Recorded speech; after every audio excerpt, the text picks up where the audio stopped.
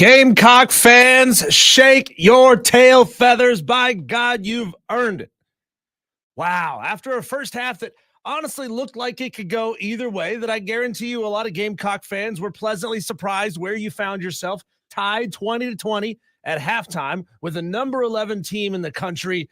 You just shut them down for the entire second half, and it was a thing of beauty. Final score, 44-20 and $250,000 that the University of South Carolina has to pay in fines for what they did. An absolutely incredible night for the South Carolina Gamecocks. Cole, we're going to talk about that Clemson blunder in the next segment. We talk about winners first on this show, baby. Winners get precedence here, and South Carolina, by God, showed us something. They showed us a lot, man. And when you just said that final score, like I even had to double take a minute. Like if you would have said on Friday as we were leading into that game and talking about it all week last week, say it again. One more time. 44-20. 44-20. If you and I would have said that score to each other on Thursday or Friday, it just sounds a lot worse than it was. And, you know, you watched it. Yeah. It kind of – Carolina blew it out late in the game. But, boy, what a dominant performance.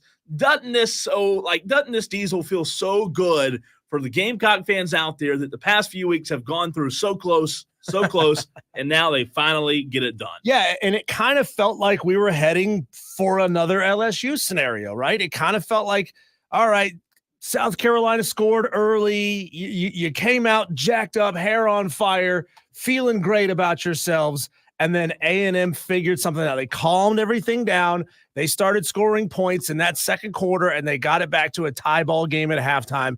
I guarantee you, again, a lot of South Carolina fans were feeling real good about where you were at the time, but also you looked at the way you gave up a bunch of unanswered points to get it back to 20-20, and then you just busted it wide open in the second half. Like it felt like you were watching a fight in one of the Rocky movies, right? Where Rocky's delivering body blow, boom, uppercut. It was over. It was over for Texas A&M after that. 530 total yards of offense to just 350 yards for the Texas A&M Aggies. Just a beautiful thing, Cole. Just a beautiful thing to watch what South Carolina was able to do. Play complementary football, not turn the ball over.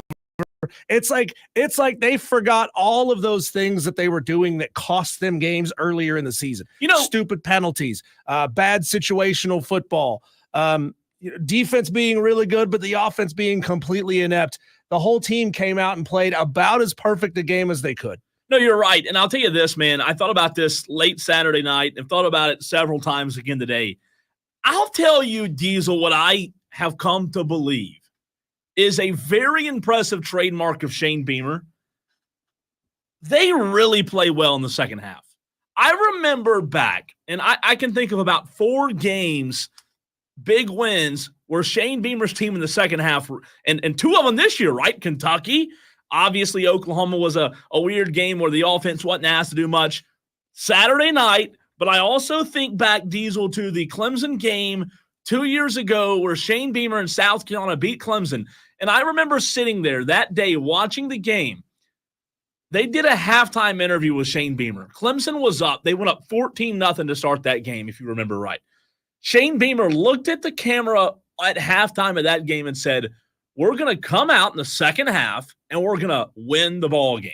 And I thought right there, like, wow, that's bold, right? Bold strategy to say that. But now we've seen it. So one of the trademarks that I'm beginning to recognize and appreciate, whatever Shane Beamer's saying at halftime is working, because this team in the second half, when they're playing their best football, they're putting teams away, Diesel. And I think that's super impressive, especially in the SEC.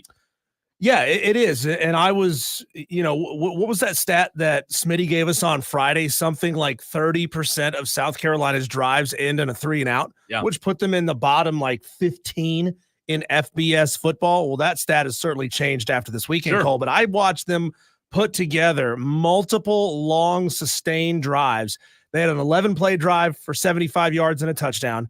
They had a 10-play drive for 68 yards and a field goal. Of course, they were popping big plays left and right throughout that game, right? And there was a couple of touchdown drives that were only 3-play drives, 50-yard drives. But I'm really proud of a team's ability to be able to hit in multiple ways. Sure, you can hit that 50-yard touchdown pass, and that's great. You love to have those. But you also love to be able to dominate the time of possession, dominate the line of scrimmage, put together 8, 9, 10, 11-play drives that end in points every time. Certainly that 10-play drive, you'd love to have a touchdown there, but you'll take points on any drive that you can get against Texas A&M. So that's not something we've seen a lot of from South Carolina this year. It's not, but I'll tell you this, man. When you talk about winning football games, Diesel, in the SEC, how impressive was what they did on the ground? Like, they completely dominated on the ground in the trenches at the line of scrimmage. It wasn't even like a contest in terms of who the most physical team was. And Shane Beamer talked about that last week. I remember him having quotes on, we've got to be the more physical team. Diesel, not only were they more physical, they ran the football. And Rocket Sanders, like, coming out party, he looked like the best running back in the SEC. When you can run the ball like that, I'll pick you every single time. I'll tell you, man, that's one of the areas on Saturday watching that game that impressed me the most was just South Carolina's ability to flat run the football down their throat. The saddest thing about this game, Cole, is that we're just now seeing Rocket Sanders really emerge for this team. Now, there's only 4 games to go. He's a senior. I don't know if he's got any eligibility after this season or not, but you may be losing him at the end of the season. Somebody who's more adept with the roster can tell me off the top of your head if you know. But you start getting these impressive performances out of Rocket at the last third of the season. You wish you could have had these earlier, because if you did, you have a much better chance of winning at least one, if not both, of the LSU Alabama games, and then you're sitting real pretty. And that's the thing about it, man. Like, you can look at it as, yeah, what if, but also, Diesel, what if he's just now getting hot? What if they're able to reel off their next 4 wins, and all of a sudden they're a 3-loss team? You're 9-3 team. That's what I'm saying. With a playoff conversation. Outside chance. Yeah. So, look, there's so much to get into, but you know me. I'm no Gamecock fan, but boy, do I give credit where credit's due, and I give them a ton of credit. I watched more of that game over the weekend after getting back home Saturday night and watching more and more of it, Diesel. I'll tell you this, I was super impressed. I thought they coached so well. The players were motivated, and we're going to talk to Jack Veltri about it at 5:20. Williams-Brice Stadium on Saturday night. Yeah. Are you kidding me? It was insane, the sound coming out of that stadium. Again, I was just watching on TV, so I couldn't get the full brunt of that sound, but I guarantee you were hearing it from miles around outside of that venue. I mean, what a phenomenal showing for that fan base. When they rushed the field, Cole, the entire field was covered. There was not a square inch of grass cleared up there. Good thing is the grounds crew has a couple of weeks now, because they're probably going to have to cut out a lot of those bushes and put in some new hedges, because you Gamecock fans, you took a little bit of the hedges out yourself. It's fantastic though, man. Yeah. Like you'll take it, right? And Mike says place was wild. I was there. If you were there, let us know. 71307 keyword fan. I know a lot of our Tolos told us last week they were going, Diesel. Yeah. It looked like, and again, I was there for the LSU game, but it was a new game. It's a lot different. It's a lot different night. What a night it was. SEC games at night are just different, man. They hit different. And it's one of those things, Cole, where I wish these conferences were not so beholden to the TV networks telling them when to kick off, so that they can spread their inventory out over the course of the day. If not, I'd be playing every damn day game I could at night. Why in the hell would you ever play a day game? So I have 3 things that I was most impressed by, but I want to get to a few texts. The text line, it's hot right now, 71307. Start your text with the word fan. Diesel's texter says it looked like Sellers had grease on him. Couldn't even dream of getting a sack. That's a really good way to put it, 803. You're right. He was greasy, but he was also lightning. So he was grease lightning on Saturday night. Texter says 0 sacks on Lenoris. Another texter from the 344, that was as healthy as I've seen Rocket and Sellers look all year. Sellers even ran over a DB, 0 sacks. Sellers had 100 yards rushing himself. 100 yards and a touchdown. That is so dangerous when you've got a quarterback, number one, that has speed and elusiveness, but also size and can get out. Like, you've seen little quarterbacks, small, slight guys be able to just be quicker than big defensive linemen and be quicker than linebackers who are usually, big dudes. But to see a guy with Lenore Sellers' size, weight, and stature be able to do what he did, I mean, that's vision. That's understanding where the defense is coming from. That's being patient and poised. He doesn't look like a quarterback. No. His size. No. I mean, you see him running, it's like, good God. 344 says that's why A&M shouldn't have yell practice on the State House saying they're going to roll the red carpet out for the defensive line. Texter from the 430 Diesel says, I texted in last Thursday, 31-20. My bad. I underestimated the Gamecocks. Also, Cade must have been thinking about those nightmares I told you all about. We'll get to that. Texter says there was a small earthquake in Columbia, baby, and we can fix the rule where the fine goes to or can we fix the rule where the fine goes to the opposing team? That might be, if that could get out to all fans, please tell a fellow Gamecock fan, tell a fellow Tiger fan, tell a fellow this fan, whatever fan it is. When you rush the field or rush the court and your team gets fined for that, it doesn't just go to the conference office and they get to use it on marketing. No. That is a penalty you pay to the opposing team. I guess because you probably just put their players at risk by rushing the field and crowding in around them. But South Carolina, you just paid Texas A&M $250,000 to rush the field. Next time it's $500K. Yeah. So think about that. That's a dumb rule, isn't it? Yeah. In a couple of weeks, you're going to be hosting Missouri, now beating Missouri at 4:00. It's not going to be a field rush worthy win if you get it done. And, then you're on the road at Vanderbilt, on the road at Clemson. So you only have one more chance really to rush the field. Don't do it. So don't do it. And also it rolls over to other sports too. It does. The first court, it was a court storming in basketball. You got fined $100K for that. Then you got fined $250K for this. You'll get fined $500K the next time. That's why you should stop rushing the field and storming the court. So we've got our daily Dewey, but I first, Diesel, want to get to my 3 most impressive factors of what I saw Saturday night. Number one, I've said it already, South Carolina dominated the line of scrimmage. Both sides of the ball. We knew their defensive line was really good. I thought the offensive line was better. Again, this offensive line, we've kind of seen improvement week after week. They've still got, obviously, a ton to improve on, but they didn't play bad. Number two, I really like Diesel how in the second half, the defense, again, Clayton White, fantastic. I like how the defense adjusted to A&M's passing game. They locked up in the second half, man. They locked them up. It was a fantastic outing by the defense for South Carolina, especially in the second half. And then 3, you and I talked about it, the penalties.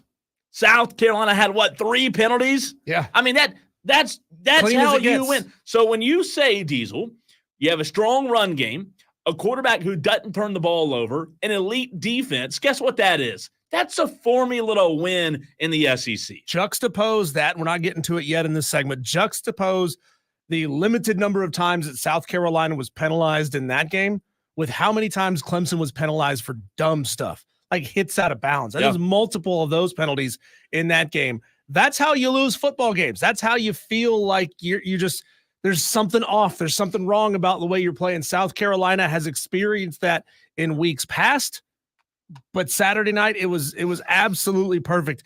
And Gamecock fans revel in this. You deserve this. Yep. But make this the standard of how you want to feel. Not it's okay if we feel this once or twice a year. Outside of that, it is what it is. No, make this the standard. Well, this is the best South Carolina team I've seen in quite some time. It really is. And by the way, Tolos, if you're not on the stream, the stream's lighting up right now. It's a good conversation to be had. You can join on Twitter, Facebook, and YouTube. That's where you can watch the show. You're right, Diesel. South Carolina fans should be ecstatic. They should be absolutely ecstatic because they saw their team grow up on Saturday night. They saw Lenora Sellers grow up, right? If only Diesel, and I mean if only, they could have got those other 2 wins. You're talking about a 7-1 team. Yeah. You're talking about a top 10 team in the country who's an automatic lock for the college football playoff as of right now. Shane Beamer, in my mind, deserves a ton of credit for the year they had, and they just absolutely played their butts off on Saturday. Does Dowell Loggins get a contract extension? No, I mean, you're not going to go that far yet. Not yet. Not yet. But look, their defense, Clayton White should. Like Clayton White. Yeah. Throw whatever he needs. Whatever he asks for. Oh, my God. Give it to him. Hey, keep him in Columbia as long as you can. You know, what's really interesting, if you watch the game, if you look at the box score here, Diesel, Marcel Reed of A&M, he didn't have a bad game. No. However, I'll tell you what he didn't do. He didn't have an opportunity to change the game. I think he threw, without looking, I think he threw 10 incomplete passes the entire night. And yeah, he was 18 for 28. Okay, so not a bad night. For 206 yards. However, the Gamecocks contained him. They did not allow the big plays. Clayton White's the truth. We've known that. And what he continues to do, man, like this is a really, really good defense that I've said elite. I mean, you can call it what you want to call it here, but I have not seen a South Carolina team that's this complete in a long, long time. And this team, in my mind, truly grew up. And when you look at the rest of the games they play in 2024, they should be in every single one of them, if not win every single one of them. They really should. Yeah. Dewey wants to chime in. This could be interesting, Diesel. 844-FAN phone, 844-326-3663. That's the way you can get in touch with the show. The question is, which Dewey are we getting today? Are we getting Shane Beamer forever, or are we getting Shane Beamer should be fired? Because I'm pretty sure we've had both of those from Dewey just in the past couple of days. All right, which one we got today, Dewey? What's up, man? Well, first of all, y'all should be eating crow. y'all said that they were only win 3 games this year.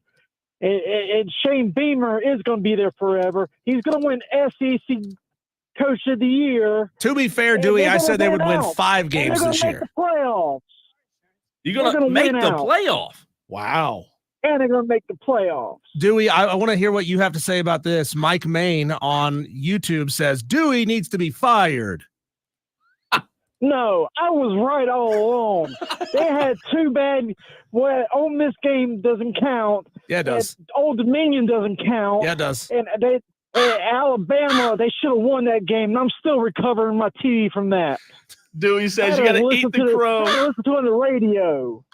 Thanks for the call, Dewey. 844-FAN phone, 844-326-3663. Eating crow, says Dewey. Oh, that's good. I'll poach it. I'll cover it in some barbecue sauce and I'll eat it all day, Cole. I said that South Carolina would win 5 games this season. That was my preseason prediction. So far, Dewey, I'm still right. They won 5 games. Back. I think I said 6. You said 6? I think I have to go back to score points. No. I have to go back and look. I need a look. I really do need a look because I think I said 6. But I'll tell you what, man, it was fan-freaking-tastic. JD says, don't take away our ODU win, Dewey. We need that for bowl eligibility. True. Think about it. South Carolina will go to a bowl game this year at the very least. You're going to beat the tar out of Wofford. Yeah. And even there's no way you go 0-3 against Vandy, Missouri, Clemson. No. Absolutely no way. I think we were looking at this last week, Cole. We were thinking best case, worst case. Best case was 3-1. Mm-hmm. Worst case was 1-3. Yeah. Down the stretch, I don't see there's any way that I think there's any way that South Carolina misses a bowl game. They're gonna. It's so hard to pick the Vandy game because Vandy's just charmed this year and it's at their place. You're gonna beat Missouri. I have a feeling you're gonna beat Clemson. Texter says, this is Mike Main. He says Clemson should be on alert. Texter from the 203. The thing I learned from Saturday night, whoever thought Cade was a Heisman candidate was an absolute moron, maybe against bad competition. But Homie is let me click on the text. Homie is bad against good teams, says the Texter. 304 says, how are my Gamecocks not ranked?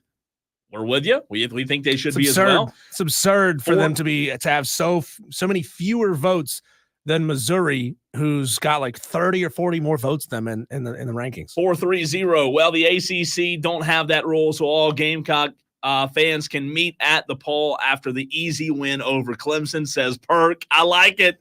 I like the trash talk there, Perk. Texter says Dowell Loggins called a good game. He didn't take his foot off the gas, says the texter from the 977. 2-3-0. Guys who are acting like A&M or LSU is any good, or Alabama for that matter. A lot to get into. Some texters already getting in on the Clemson conversation, which is where we're going next. We know South Carolina won, Clemson lost. It's a great weekend for a lot of people in the Southeast. So we'll take a break. We'll get into Clemson. I have some thoughts. Diesel does as well. What an embarrassment you saw Saturday in Death Valley. Your thoughts next.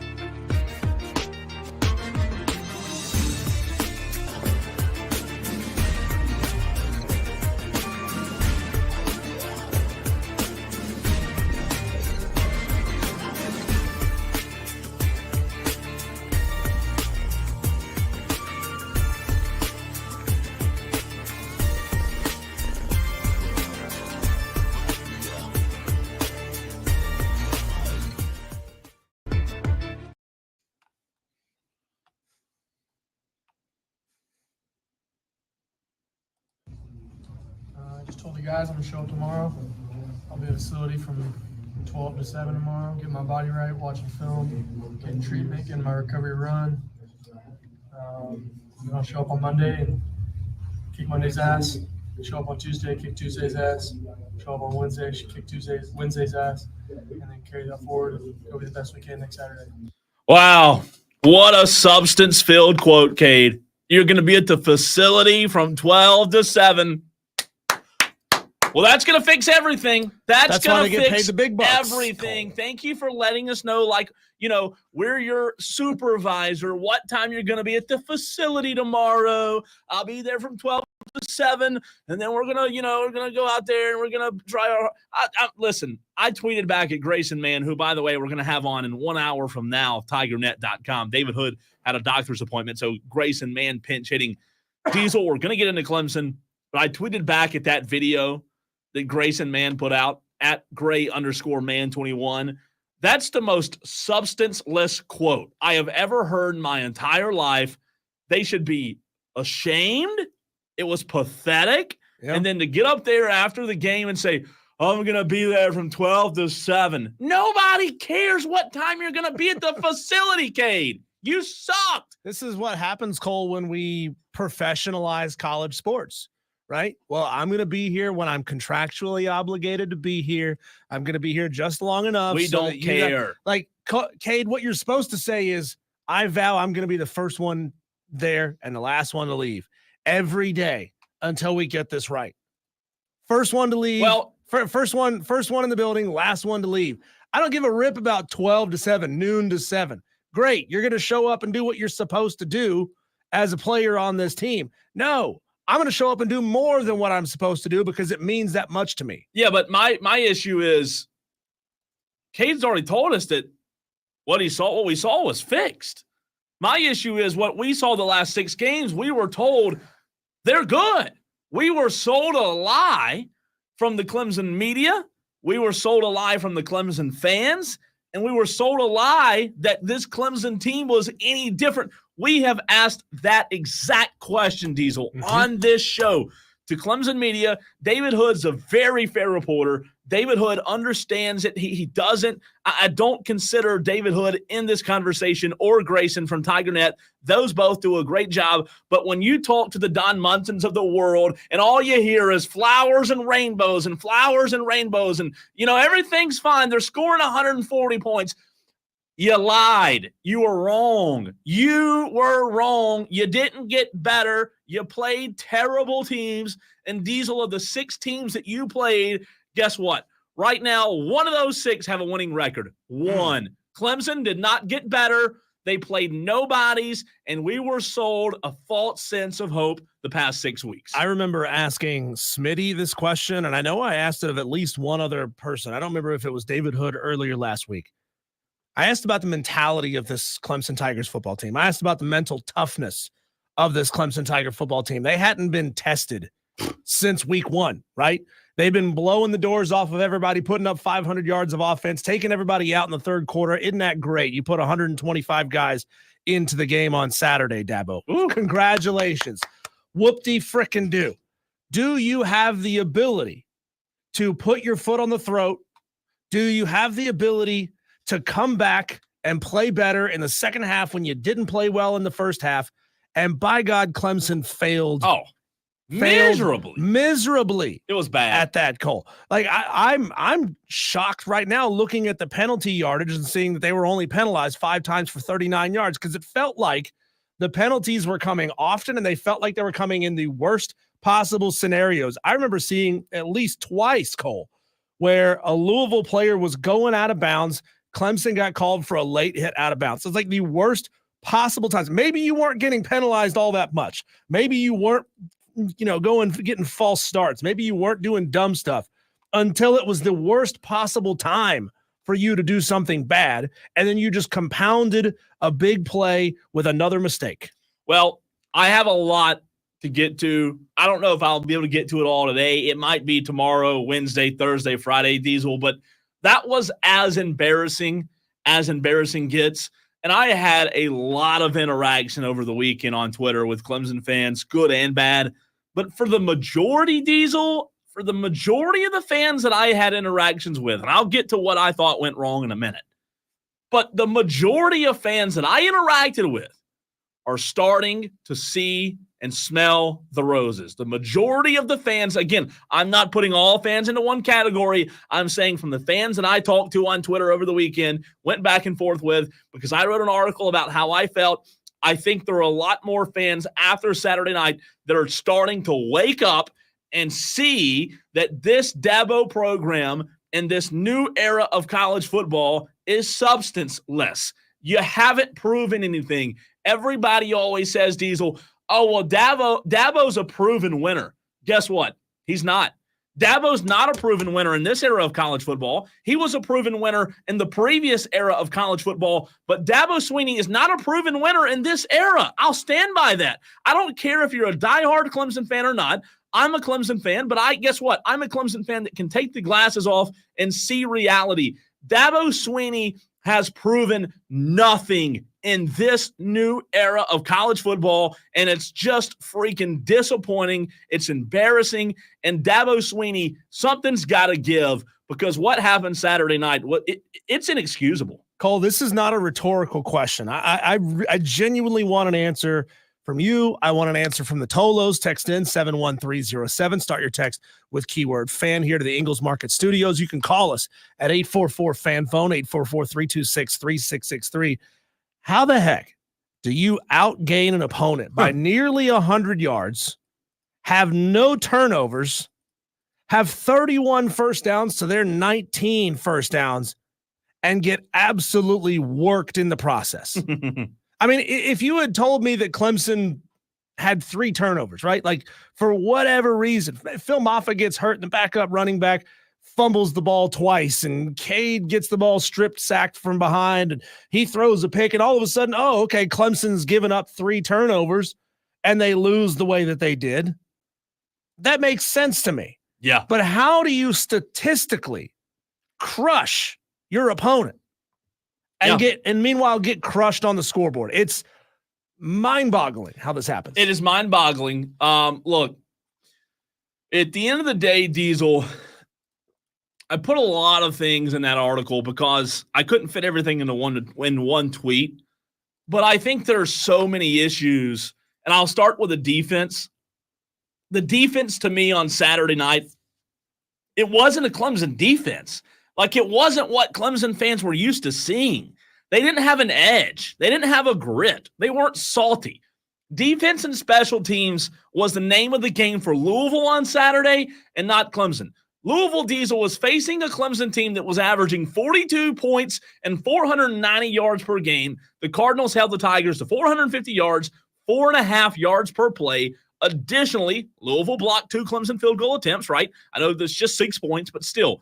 While Brock Travelstead went 4 of 5 on kicks. So you talk about them winning the game on defense in special teams where Clemson used to be good. They were not good there on Saturday. And we know Brent Venables isn't in town anymore, but Dabo needs to call him. And Dabo needs to say, hey, can you get back here? Because this guy, Wes Goodwin, we have right now, Wes Goodwin ain't it. I'm sorry, he's not.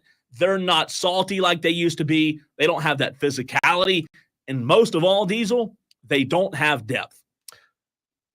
You look at the defense, I'll look at the offense. Cade Klubnik threw the ball 56 times in that game. Now, certainly, when you're playing from behind, you have to throw the ball a little bit more, Cole.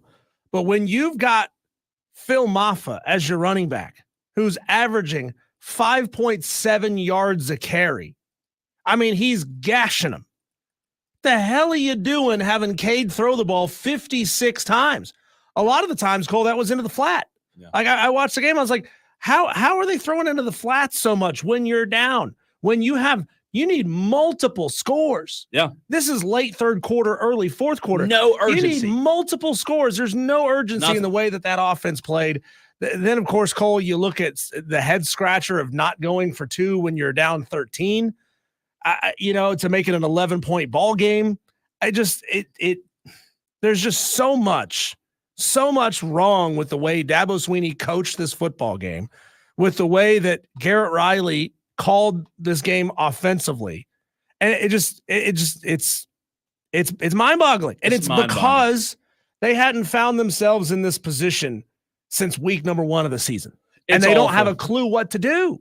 Louisville Diesel put up 366 yards of total offense. You mentioned how Clemson outgained them, including 210 on the ground. Isaac Brown had a monster game Saturday, rushing for 151 yards and a touchdown. Tyler Shuff, 1732, 156 yards. He ran for a touchdown.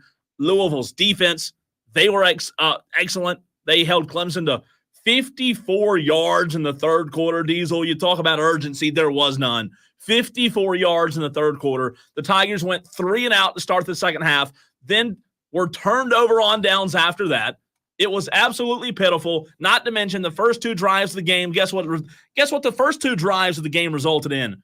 It wasn't touchdowns like you saw against App State and Wake Forest and the deaf and blind. It was punt, and then you scored a touchdown. And then 5 of the next 6 drives resulted in 0 points.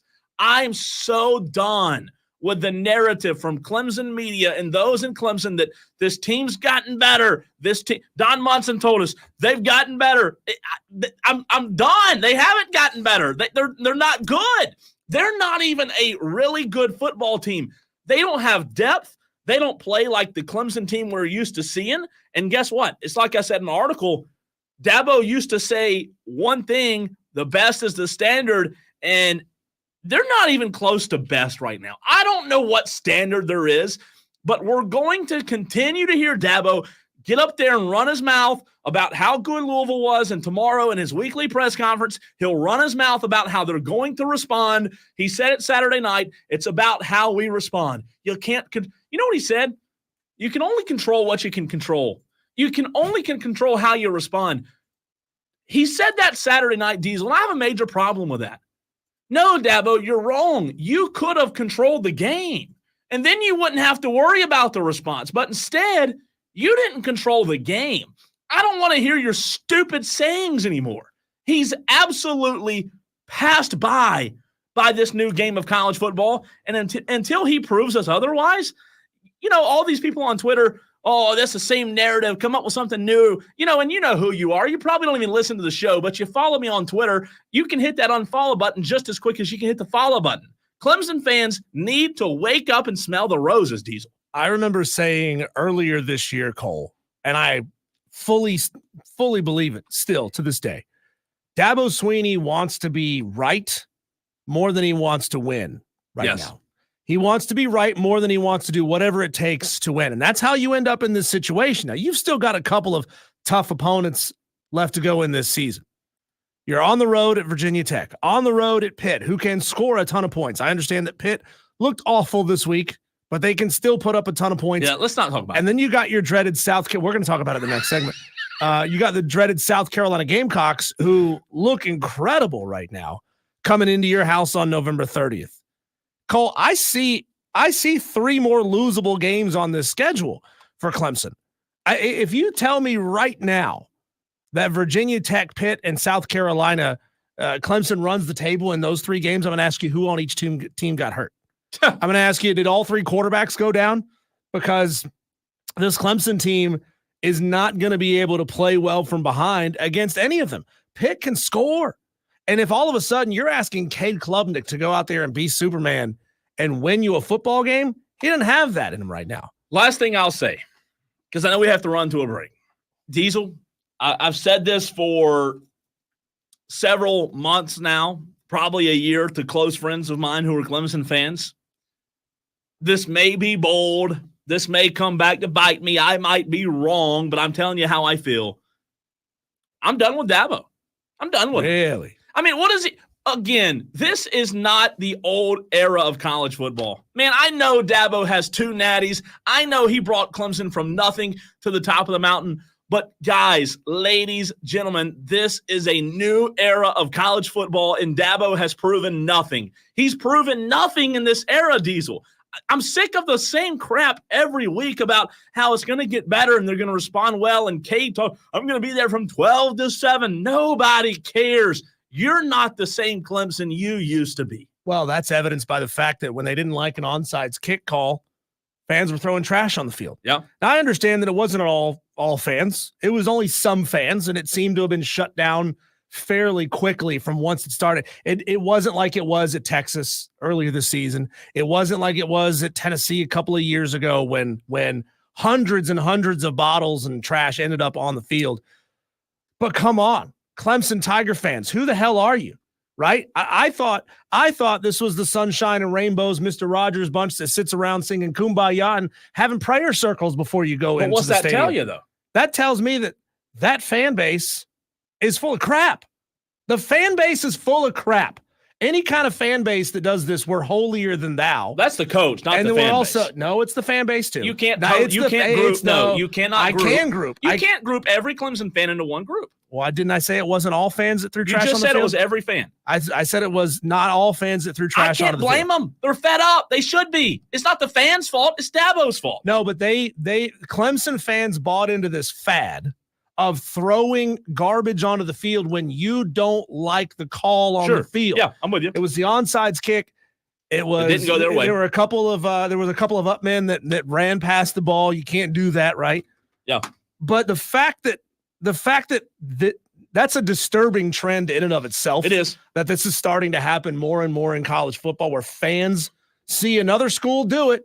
Y'all look at them and say, "Oh, look at those trashy people down in Austin." Yeah. And then you go and do the exact same thing. I'm not condoning the small percentage of you that did it. And we saw it was, probably 100 water bottles, which is very different from 5,000 water bottles. But still, I've got one. You should be ashamed of yourselves. You should be ashamed of yourselves, those Clemson fans who did that. Cole, when we come back, I'm not letting you off the hook on this one. We're jumping into the upset picks. Who hit? Who's riding high? Any movement inside the top 5? We'll talk about that next on the Fan Upstate.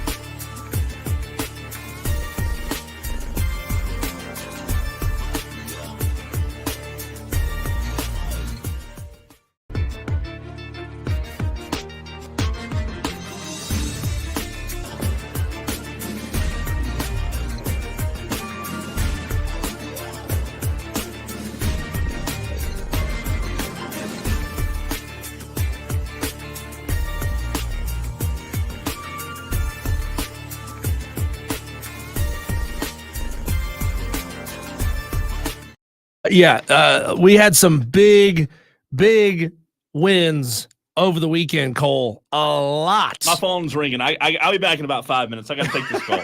A lot of Tolos hit I'm going to sit this one out. Upset picks, Cole. Not you, though. You weren't one of them. You weren't one of them. I've got to eat crow today.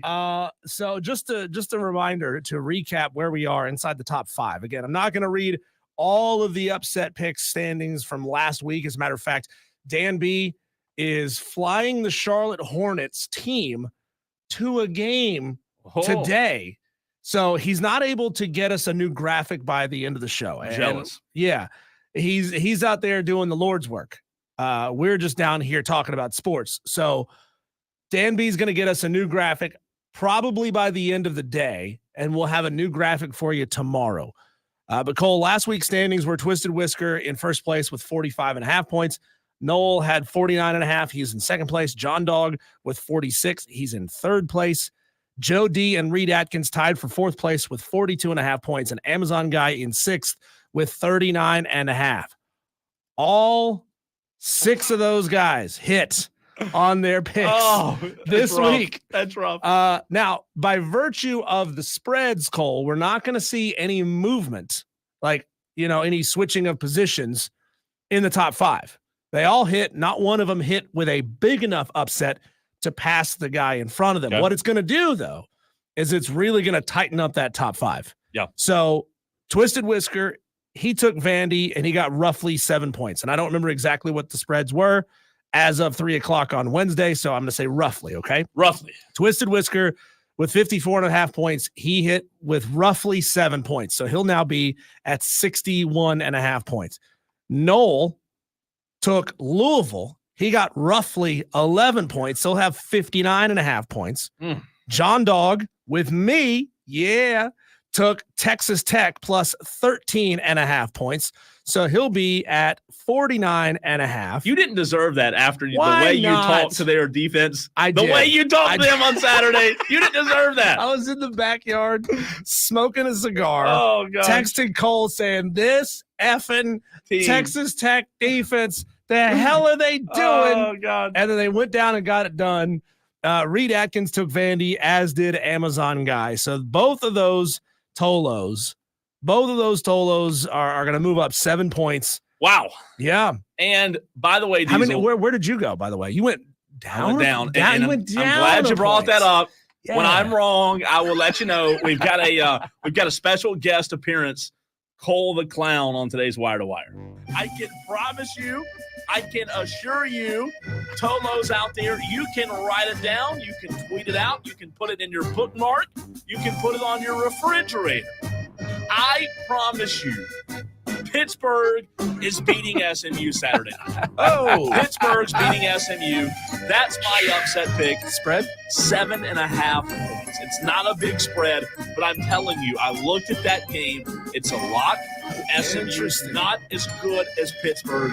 Pittsburgh is going to beat SMU, and I don't think I'm telling you, it wouldn't surprise me if that game's not close.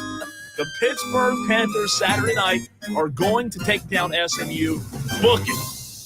Final score, 48-25. Oh, you know what? A 23-point home dub for SMU. I've had no problem. The Ponies getting it done. Eating crow. I'll eat my crow when I'm right, or when I'm wrong, rather, and I'll let you know when I was right. But, by the way, here's another loss you took, Cole. I got 68% of the vote in our candy draft. Yeah, that was bad. Yeah, that was bad.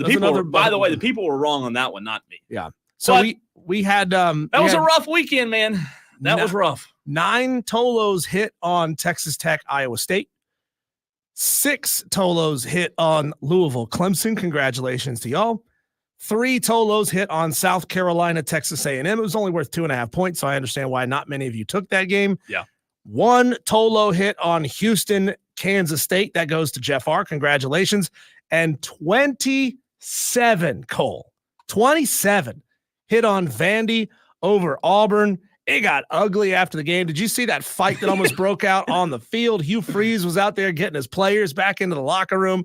Man, Man, Vandy is just on one this year. And I've said it for 3 weeks now. Hugh Freeze is a joke. He's a joke. He's got to go. Like, how's this dude still have a job? I know Vandy's a good story, but come on, man. Hugh Freeze, at the end of the season, Auburn's got to go ahead and cut ties. Really? Cut ties. He's getting paid so much money. He just got there. He's terrible. He's recruiting like crazy, He's though. terrible, though. He's recruiting like crazy. But they're not winning games. They're losing to Vandy. Because he hasn't got his guys in there yet. God. You need to go work for Auburn. All right, Diesel, we're going to It'd be a pay bump. Get back into the conversation. Clemson, South Carolina right now.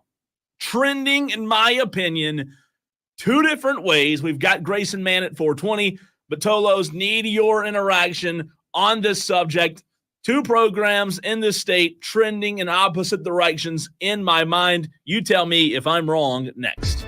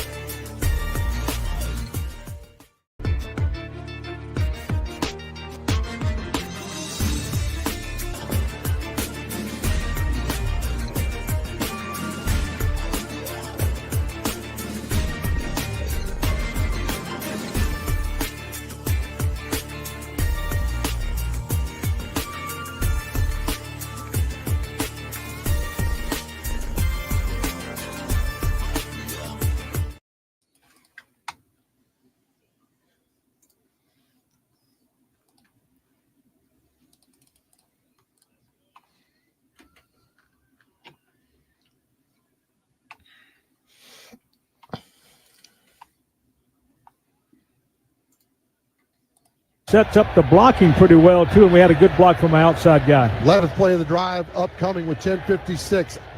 Oscar Attaway goes in motion over the right side. It'll be Sellers running it himself. Gets the block inside the 15, 10, 5. Touchdown Carolina. Touchdown Lenore Sellers from 23 yards out on the 11th play of the drive. Are you kidding me? Open it up on a Saturday night at Williams-Brice Stadium. Are you kidding me is right, Diesel. What a night it was for South Carolina on Saturday. You know, sports radio, it's a little better. It's a little more spicy. The comments, the text messages today, I think we've probably had more text and comments on the stream today than we've had in the first hour since March when you and I started the show.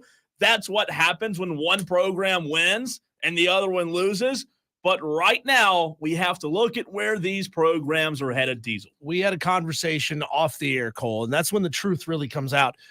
When Clemson wins and South Carolina loses, the callers kind of disappear. You know, it's kind of what both fan bases expect to happen. But, man, on those magical weekends, when South Carolina wins and Clemson loses, it's pandemonium in the comments section. Yes. It's all over. The text line, 71307. Start your text with keyword fan. We're looking for your live reactions, your thoughts. It's okay. It's okay if you're mad, Clemson fans. Yeah, show us that you're mad. Show us that you have the capability to be pissed off and to say Dabo's doing something wrong here. Because a lot of Clemson fans are sitting there quiet. Yeah. Hands on their mouths. See no evil, hear no evil, speak no evil. You won't say a bad word about it, even though what you saw on Saturday night should make you sick. The performance on the field, the performance in the stands, and I'm talking about the fans throwing garbage onto the field, and the fans leaving early when the game was still very much in question. So, Christopher on Twitter, Diesel, 16 minutes ago, here's one of the fans that you're talking about now who – I like what he said. Christopher tweeted at me at the Cole Bryson 16 minutes ago and excuse me, and said, totally agree with you 100% on your rant. In fact, I expected no less from you and Diesel today. There's no excuse for what happened Saturday. I'm with you. I'm tired of Dabo's excuses and his lack of adaptability to today's current college football. And I am a Clemson fan and have been since 1978. So as I said earlier in the show, there are more and more Clemson fans, Diesel, that are finally waking up and pushing back a little bit. I saw a tweet earlier from the Holy Mackerel. Great screen name. Yeah. He tweeted, quote, a real problem at Clemson. Everybody wants to be and moan on social media, but nobody wants to show up and get loud on Saturday. The fan base has become complacent, and it's truly sad to see. If you're bailing in the third, just sell your tickets. If you're the kind of fan that will bail in the third in a game like that, just sell your tickets. It's embarrassing on all fronts, every front of what happened. And that's why I asked the question based on what you've seen. And I'm not talking about like made up stuff. I mean like real substance here. Based on what you've seen, where do you think these two programs are headed? Which direction? I want to hear from the Tolos as well. 71307. Start your text with the word fan. Phone lines are also open, 844-326-3663. Diesel, I remember right after Deshaun Watson left Clemson, I remember this very specifically to this day. I believe it was one of the years in the 5-peat where South Carolina beat Clemson toward the back end. Todd Ellis, who you just heard a minute ago in that call, who does a good job in my opinion. Diesel, Todd Ellis said South Carolina cycling in and Clemson cycling out. Well, that didn't prove to be true then because Clemson went on to win several in a row against South Carolina, and that quote got used in hype videos and all over social media for a very long time. But in terms of what we're actually seeing from the Clemson fans out there that I see on Twitter who come at me and you, why is it unfair for us to judge this program on what we're seeing now and not what we saw in 2016 and 2018 going back to my point, what has Dabo done now? What has he done in the new era?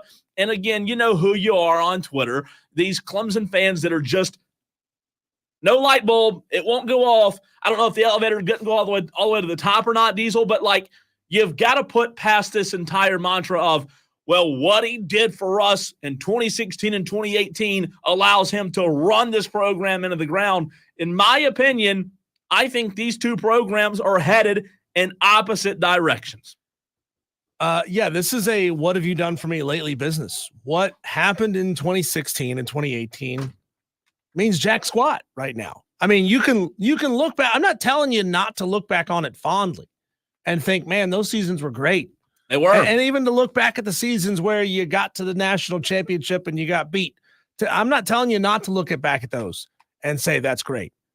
What I'm telling you is that Clemson fans' only concern right now should be trying to get back to that feeling again. Yeah, that's right. There's so often, Cole, that we hear Clemson fans say, well, it's okay.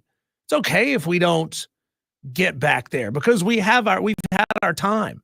We had our trophies. We had our mindset. Run of 5 years where we were among the nation's elite in football, which is a loser's mentality because you're telling me it's okay for Dabo not to work as hard as he can, for Dabo not to strategize as hard as he can, for Dabo not to recruit as hard as he can, because you know what? He did it pretty well a couple of years ago. And what's the statute of limitations on that anyway? For those fans who say garbage like that, what's the statute of limitations? Is it 5 years since your last national title? Because by God, you've already passed it. Is it 10 years? I mean, if Dabo, who's still a relatively young man, how old is Dabo? Like 52, 53 years old? Theoretically, Dabo could coach for another 30 years if he wanted to, which could then put those national championships 35 plus years in the rear view. Are you still going to be saying that in 2050 if Dabo's still around? Well, it's okay. It's okay if Dabo's not doing all these things because we won titles back in 2016 and 2018. Like, if you're not doing everything you possibly can and you're unwilling to do everything that you possibly can, get the hell out of the way for somebody who will, because I guarantee you there are elite coaching candidates out there who will do everything they could possibly do at Clemson if given the opportunity. But you've got a whale sitting there who refuses to get the hell out of the way. It's funny we bring this up, Diesel, but on Friday, you were here in the English Market Studios, right? Mm-hmm. I was at Bowling Springs for Bowling Springs Burns. A promo ran on this very station, on these very airwaves. After the promo ran, I got a text message from a friend of mine who's a Clemson fan telling me how wrong I was on the promo.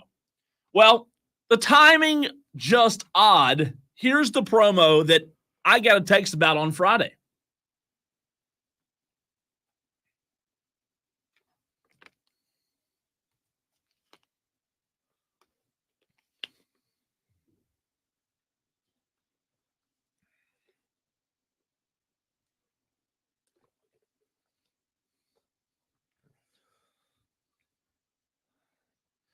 Well, guess what? I got a lot of pushback from a buddy of mine on Friday.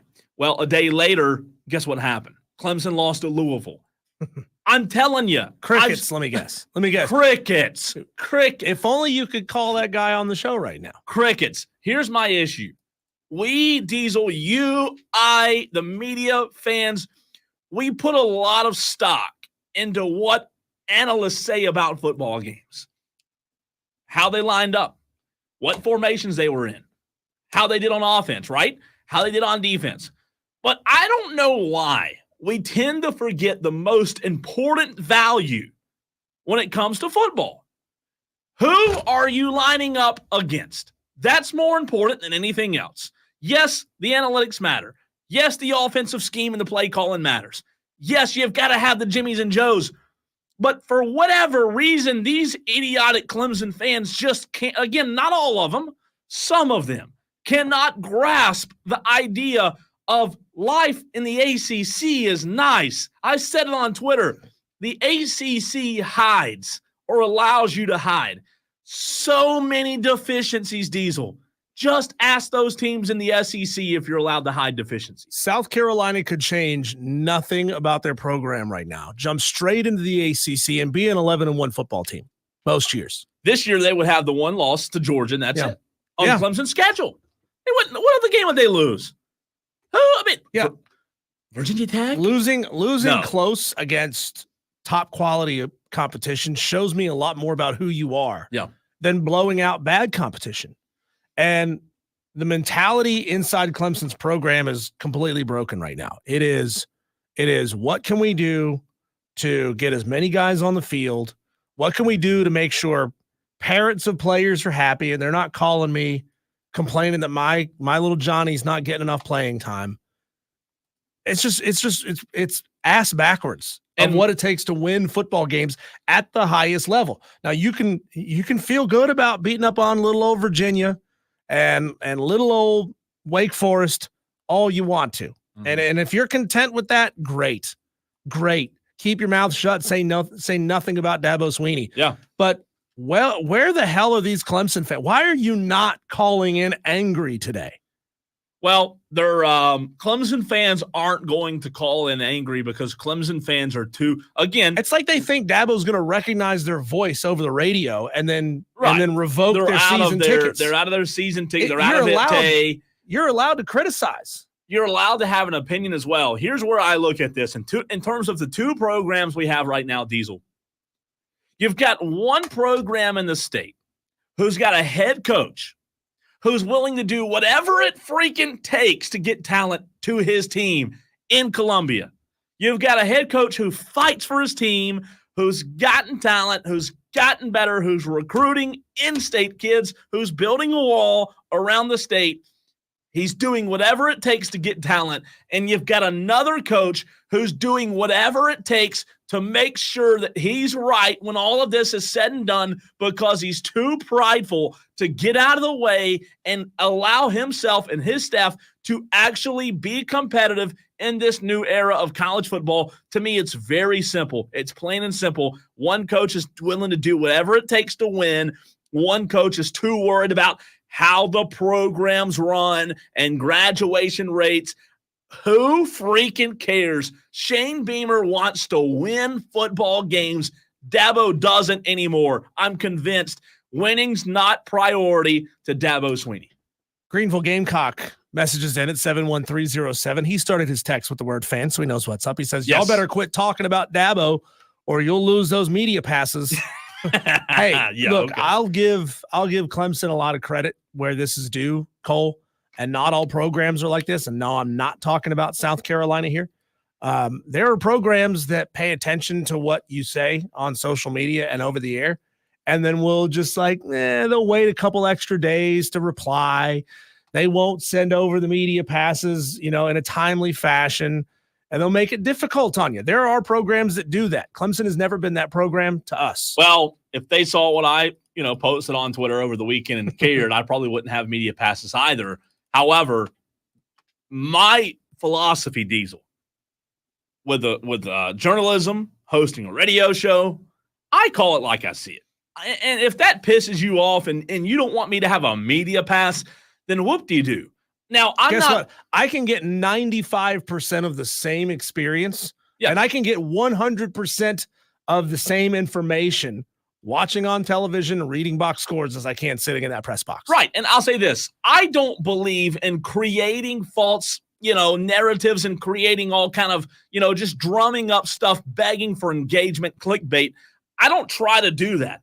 I tell you how I feel. I want to be honest with you, and I want you to appreciate honesty, whether it's for your team or not for your team, because at the end of the day, fans need to hear the truth, Diesel. That's what it all comes down to. JD brings up a very interesting point on the stream, and I'm glad you said this, JD. He says, when Dabo ruled the ACC, he did it because Spurrier forced him to have a good team, a team good enough to compete in the SEC, to win. Now, there may be a tiny bit of self-aggrandizing there, saying that it's South Carolina's fault. And I'm saying that with air quotes. It's South Carolina's fault. It was their inspiration that made Clemson and Dabo Swinney do enough to be elite. Sure. But to finish that point, Cole, Yeah. if South Carolina finds themselves being ranked higher than Clemson, especially at the end of the season, but let alone if this train keeps rolling into next season, and all of a sudden South Carolina is the team that's ranked in the top 20. Clemson is the team that's struggling to get votes in the AP top 25. Then you might be onto something. There might be a very, very real push inside of the building, because we can yell into the ether all we want to. Dabo Swinney says in press conferences, I just want to let you know I don't hear you guys. Yeah, you do, Dabo. If you didn't hear us, you wouldn't mention us at all. But you say things like that in the press conferences that prove otherwise. But this could be the catalyst that forces him to change. Yeah. Want to go to the phones, but real quick, texter from the 803 says, I watched Oregon play Saturday and then watched Clemson, and it looked like a different sport with a massive difference in speed, athleticism, and talent. Clemson is a solid team with solid players, but nothing jumps off the screen. I don't know. I don't disagree with that. I don't push back on that. All right, to the phones we go. 844-FAN phone, 844-326-3663. And then we're going to run to a break because we have Grayson Mann of TigerNet joining us in the very next segment. Diesel, anonymous caller, does not want to give his name because he doesn't want to get in trouble. That's okay, but he does want to talk about Clemson football. What's up, man? Oh, let me try that again. Sorry about that. Go ahead. Yeah, real quick. Were you guys even at the game? I was. I'm just curious. Yes. Did you notice how much Dabo Swinney was pacing back and forth on the sidelines? I've never seen him pace that much, especially in the fourth quarter. Whenever they were down by 2 scores and there was no urgency, he just seemed like he was so mad that the play wasn't getting in and the play clock was going all the way down to 5 seconds. There's no 2-minute drill at all. Anyway, I'm just curious. I didn't notice it, but again, there was no urgency. I'll tell you that. I noticed that. And the fans were booing because we're not getting the play in.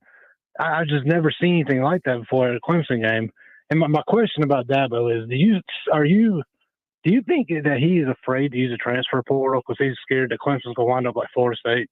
Well, I think he cares a lot about the quality of life and the culture that he has created with the players and how they're developed and the men that he builds. And there's nothing wrong with all of that. But I also think that he cares more about that than he does winning football games. And he's not going to sell his soul to the devil, in my mind, in order to win at all costs. That's my opinion.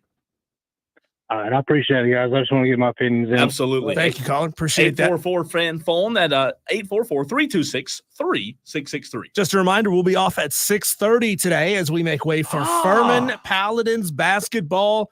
6:30 broadcast, 7 o'clock first tip. Furman going to play Columbia International, the first game for a lot of teams in college basketball coming tonight. When we come back, Grayson Mann of TigerNet going to join us to talk more about this Clemson downturn, this ugly performance that we saw on Saturday. That's next.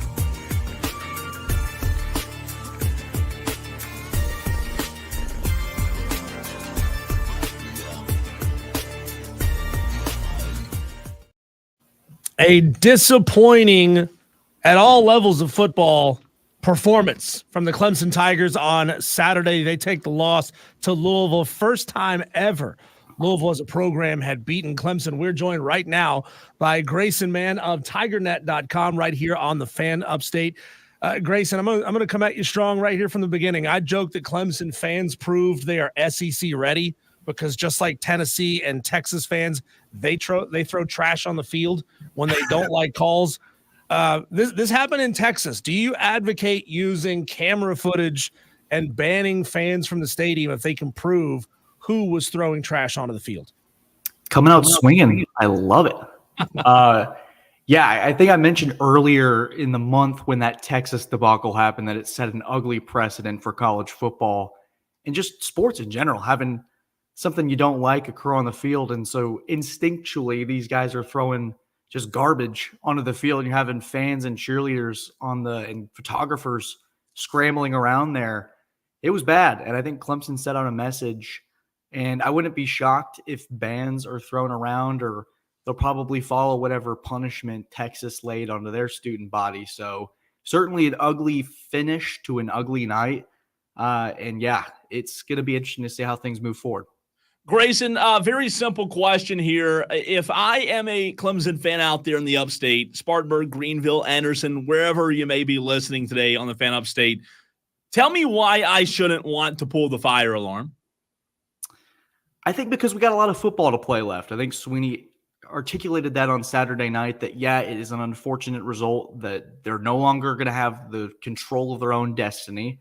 There's a lot of negatives sure to be taken away from Saturday, but a lot can happen. We've already seen that in this month.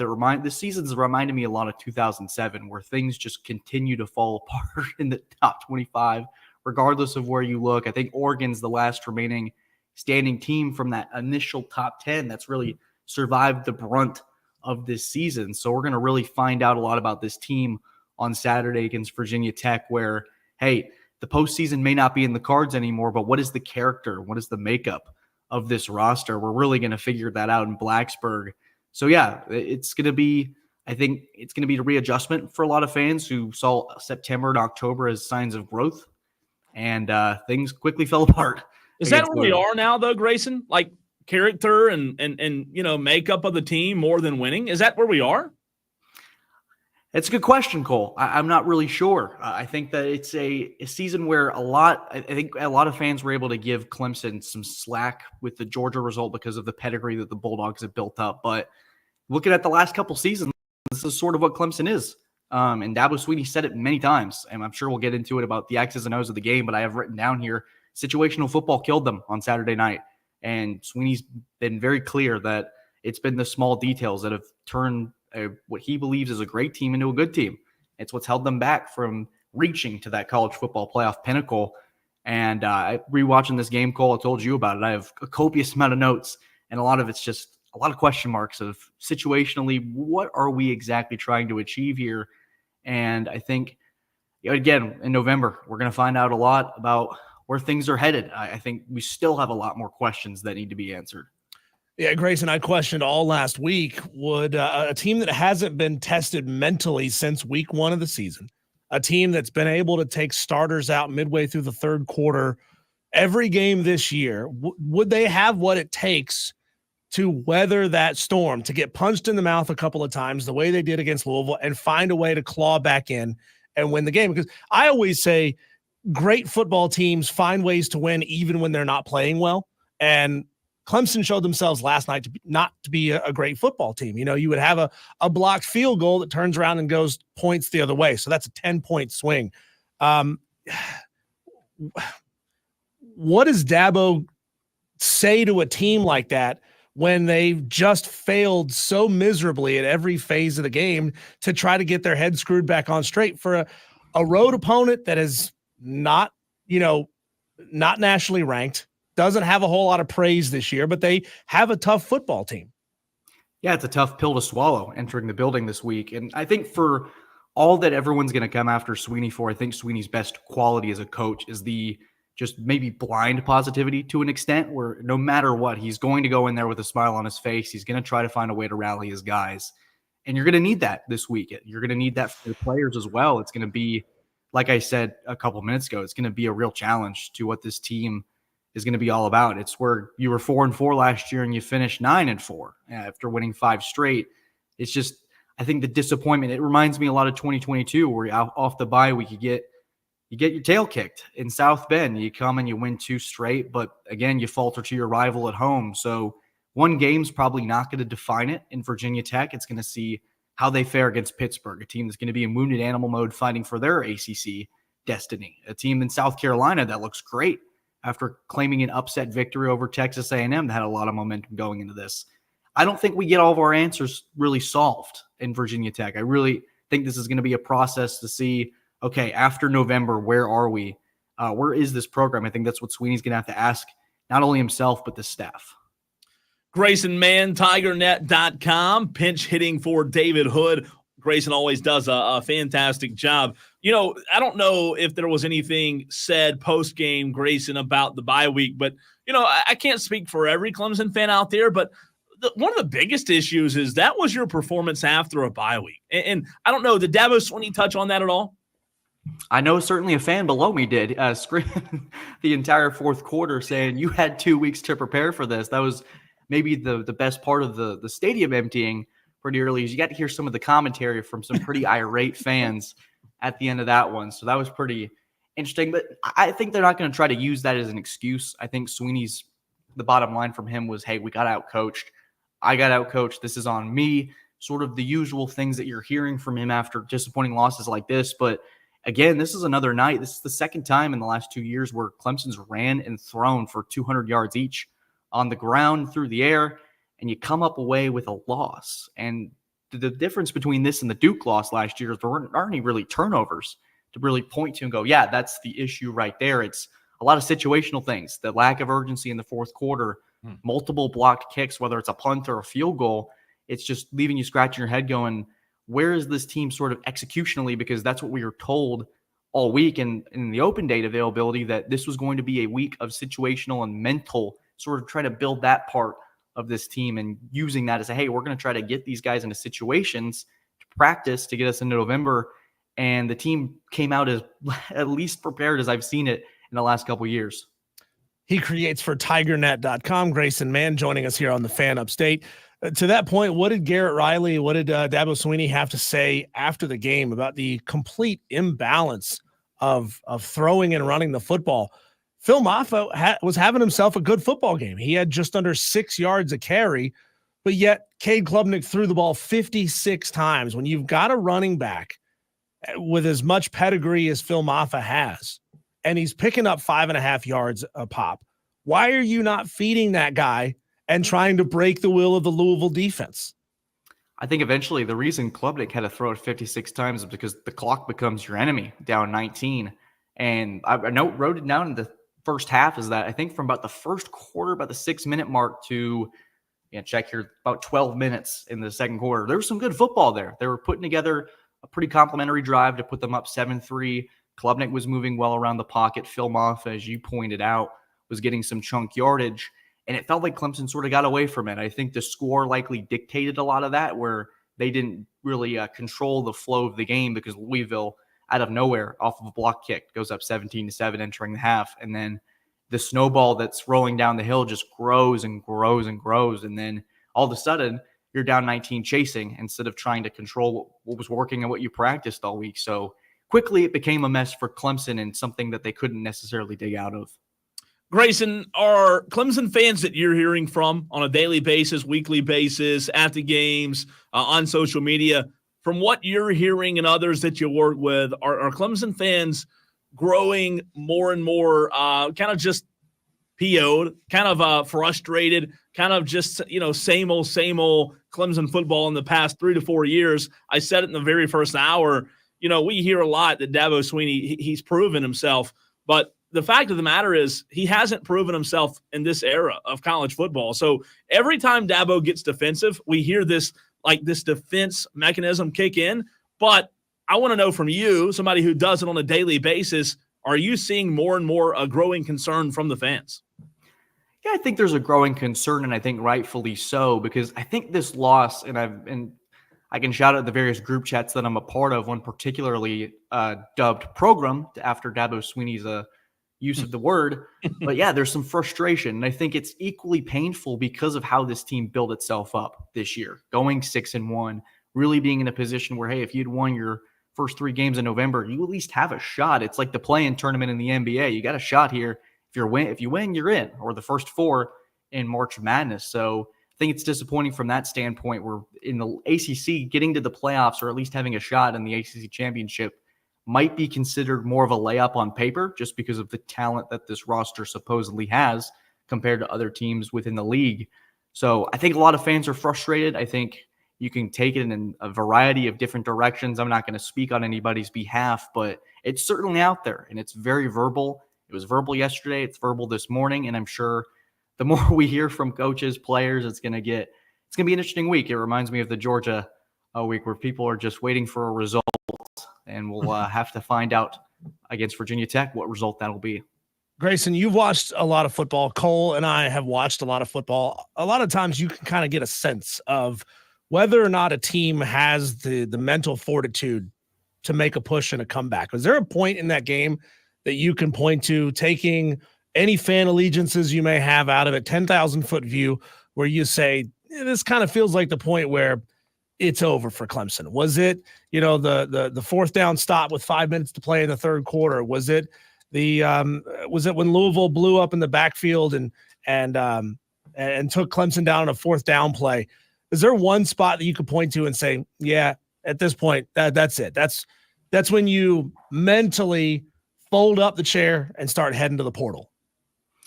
I think for Clemson, I think where it really truly started to shift was that Louisville just kept pushing and pushing. And when Peter Woods went down in the second quarter, something that David and I have really talked about is that the drop off when it comes to just the depth that Clemson's accumulated.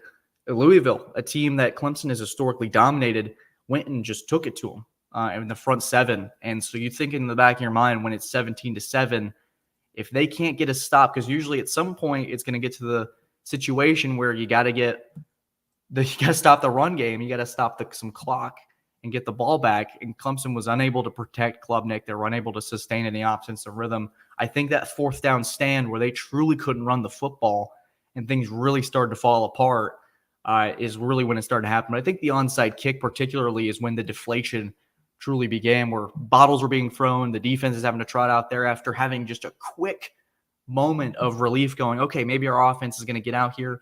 About 7 minutes to go. Anything can happen. We've seen this team make big plays. And then Louisville goes and scores in one play. And then it was truly over at that point. But I thought once Louisville was getting chunk plays off the ground, it was going to be a tough night for Clemson. Grayson, when I look at this defense this year, and I know Wes Goodwin's had some good defenses in his time at Clemson, but, watching this defense compared to the defense a lot of Clemson fans are used to seeing, you talk about the depth. You talk about, the way that past defenses just kind of, pushed offensive lines around in ways that you didn't see on Saturday night. Impose their will is the word I was looking for. Do you feel like this Clemson defense strikes fear into opponents? I think it depends on who you ask. Because we've seen a Clemson defense that was going toe for toe against Georgia in the opener and was 6-0 at the half, and then the offense just couldn't sustain much, and then the tread on those tires eventually fell off. So we've seen moments from this defense, but I stress that it's moments. They're not putting it together as consistently. I remember it was after the Virginia game. David and I were sitting down to do our post-game show, and the top of our minds was, is there a certain writing on the wall here for a better team that comes in here? Because it's only going to get harder in November. The stakes, the standard, the opponents. And we saw that on Saturday, that if you can gash them enough, there's enough of an exposure there, especially with Woods out, with DeMonte Capehart out, Shelton Lewis at nickel, really you start to see the cracks. And what I noticed too, I had it written down, and that Clemson was starting to have to bring Barrett Carter and Wade Woodaz over, sacrificing a little bit more coverage to try to contain that run, and they still weren't able to. You got to give Louisville a ton of credit. Isaac Brown, I mean, what a back in the backfield there for the Cardinals in the future. They're going to be a fun team to watch, and I think for Clemson, it's going to be back to the drawing board. But if you're Virginia Tech, Pittsburgh, South Carolina, a team with a running quarterback, a team with Rocket Sanders in the backfield, you're getting a little giddy watching that film on Saturday night going, we might have a formula here to take down Clemson for the second time in 3 years. But again, I'm probably getting way too ahead of myself on that one. Grayson, as we're running out of time here, I do want to ask you one quick question, just general thoughts on Charleston Southern Clemson basketball tonight. It's going to be a big prove-it year for Brad Brownell. Got himself into had himself a phenomenal run in the tournament last year. New faces, new pieces coming in. If you got any quick thoughts on that. I'm pumped, man. I really enjoyed, especially my time on the Clemson beat covering Brad Brownell's team, a team that's really ascended in the last 3 years, and to a potentially consistent team out of the ACC to make the tournament. And they got a lot of different pieces this year. It's probably the most, I think, different feeling group from the last couple of seasons. It's going to be really coming down to Chase Hunter in that offense. And we saw him as the go-to guy in the tournament, and that's obviously a short sample size, but the stakes, of course, are just heightened to another level. So I think the offense is going to run through him. I'm excited for pieces like Victor Locken in the front court. I think Clemson has a potential to have a pretty substantial front court if Christian Reeves can develop into a good 10 to 15 minutes per game. That's going to be really what I'm watching for the first couple of matchups here. But yeah, a lot of expectations from Brownell's group. It's going to be a lot of fun, and I can't wait to cover it all and hopefully talk to you guys about it a little bit down the road. No doubt. Grayson, great stuff as always, man. Appreciate your time. We'll talk to you soon. Thanks, guys. Y'all take care. Grayson Mann, TigerNet.com. Always a pleasure talking Clemson football, whether it be David Hood or Grayson Mann. David Diesel, I didn't mean to just be, Mr. Frustrated over here, but sometimes you gotta ask tough questions. And I think a lot of frustrated fans out there should become more vocal, like you said earlier, and let your voice be heard, man. Because if you're content winning 8-9 games a year, then be content. I'm not. I don't like winning 8-9 games a year.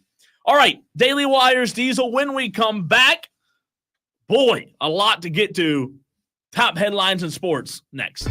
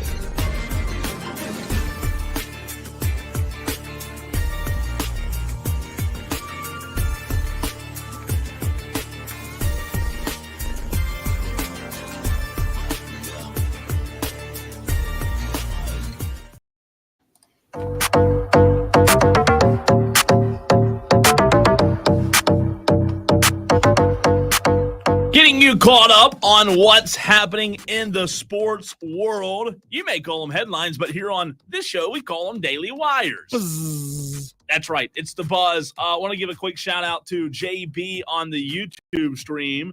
Diesel. JB's daughter, the Burns High School Rebel Regiment Marching Band, won the 5A state championship this weekend. So congratulations to them on that for that state championship. For the band. Did you play in the band? No, I did not. I did not either. No, band. I pointed and laughed at the kids in the band. Yeah, me too. Yeah, you actually had to go there. I did too. All right, Diesel. Big news today. The Saints fired Dennis Allen yesterday. I watched Dennis Allen and the Saints lose their 7th straight game. I got to interview a few players like Alvin Kamara in the locker room, and after the game did not expect that to be it for Dennis Allen. But the Saints have made a change, and that is huge. Mid-season firing the second one this year. Yeah, that'll happen when you start hot and lose 7 games in a row. 7 in a row. Like, how does that happen? That is bad. Also, over the weekend, Diesel, here locally, not a good weekend for a few of our teams. However, Wofford was on the winning side of things. They defeated Sanford 17-13. Furman lost to VMI 21-17. Limestone defeated Newberry 35-14. Anderson lost to Carson Newman 28-7. North Greenville lost to West Alabama 17-14. College hoops. Clemson hosts Charleston Southern tonight at 7 p.m. to start the regular season. And South Carolina also starting their regular season, hosting North Florida at 7 p.m. Yeah, we'll see how it goes with the new transfers that have come in. Victor Lakin, who was big, at man. Cincinnati last year, I believe. He's 6'11", 245. Yeah. We said that last year that Clemson was missing a true big man inside. We'll see what happens. I think it's going to be a lot of fun, man, watching these two programs this year, Clemson and South Carolina Diesel. They could be both. They again, last year was a good year for them both. Could have 2 top 25 teams in the state. That'd be fun, wouldn't it? You and I had a lot of fun last March when both teams were good. You know, obviously Carolina had a tough stretch down the road, but Clemson, it's a lot more fun when you win. Let's see. Clemson fell to number 19 in the country, Diesel, in the latest AP poll. The Gamecocks received 58 votes. It was Clemson's first ever loss to Louisville, and they dropped. But Gamecocks, man, I mean, what do they have to do to get in this thing? They got to beat Vanderbilt. You think so? If they beat Vanderbilt, they'll be ranked. Vandy will fall from 23, I think is where they are right now, 24. Yeah. They'll fall outside of the top 25. Yep.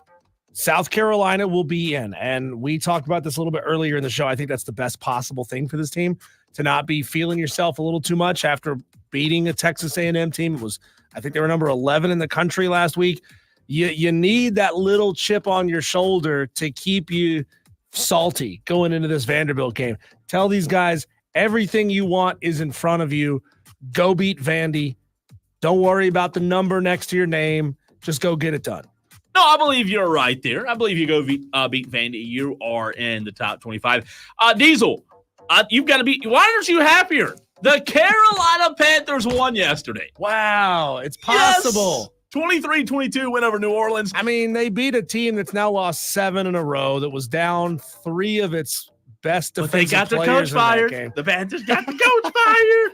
They can brag about it. When Grayson Mann said that Dabo was, Mr. Eternally Optimistic, I was like, when did Dabo Swinney become the head coach of the Carolina Panthers? Canales is. When did Dave Canales become the head coach of the Clemson Tigers? Let me tell you the best quote I heard yesterday in the press box of the Panthers game. One of the Panthers representatives looked over at somebody he was talking to late in the fourth quarter and said, "We're winning." It was like being light bulb. I mean, I laughed out loud. The Panthers won. Diesel, you hit in the upset picks challenge this weekend. Congratulations to you. I did not. We heard the clown audio that made the appearance earlier in the show. Obviously a tough weekend for my upset pick. The Las Vegas Raiders have fired offensive coordinator Luke Getsy after 9 games. The Raiders also fired offensive line coach James Craig, quarterbacks coach Ryan Scangelero. Fire everybody. Boy, I like it. Clean house. If you're not winning, you got an owner that cares, right? Also, over the weekend, you heard on this station, the Burns Rebels won their final regular season game on Friday, defeating Bowling Springs 27-22. South Carolina was fined $250,000 by the Southeastern Conference for rushing the field after the 44-20 win. Diesel, you said if they do it again, it goes up to $500,000? $500,000. And Wow. it's in a calendar year. So if South Carolina rushes the court in basketball at the early part of this season, or Cole rushes the field one more time at Williams-Brice, it's $500,000, and that money doesn't go to the league office. That money goes to the other team. Man, they need to just need to wait till January to do it again. It's to me, it's a cost benefit analysis. Like, how expensive is it to have enough security so that can't happen? But how you much gotta does that have a cost lot. for one game? I mean, you see it NFL games. They've got people lined literally shoulder to shoulder. That's a lot, though. Yeah, that's a couple hundred people that you've got to pay At least. hourly rate. What is that? Yeah. It's a lot. It's a lot of money. Also, despite the win on Sunday yesterday, Diesel, Dave Canales was not ready. A follow-up reporter even asked him the follow-up question. Are you sure you're not ready? Dave Canales was not ready to name Bryce Young the starter. And I'll get to one more, and then we have to run. We'll get to some of these later in the show. Dak Prescott, how about this? Caught on camera mouthing some choice words. We I can't read this without laughing. We bleeping suck to a fellow player. At least Dak recognizes it, right? Well, doing the math here, Cole, $250,000 divided by the roughly, let's say a human body is roughly 3 feet wide. You wanted to stand shoulder to shoulder, go all the way around that field. That would take you roughly 300 people, maybe a little bit more, maybe a little bit less. But if you paid each one of them $833 to be there, that's what equals the $250,000 fine. Wow, that's a lot. So it'd actually be a lot more cost effective if you just paid them like $100 to come and be at the game and don't let anybody pass you. Or you could say, hey, look, if you storm the field, that's fine, but you have to pay $3. Here's how you do it.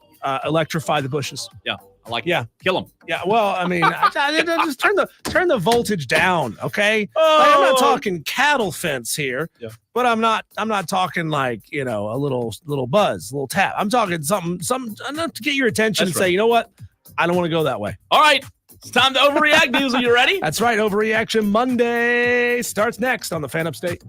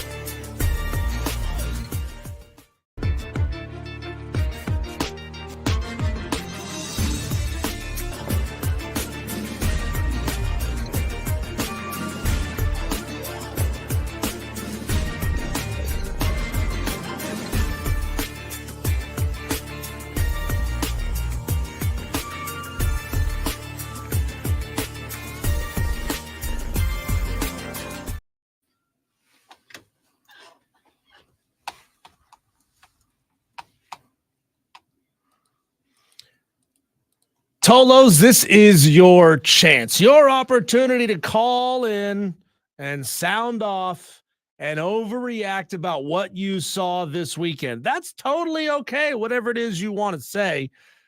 Cole, I have a couple. You have a couple. Want to hear from the Tolos as well. 71307.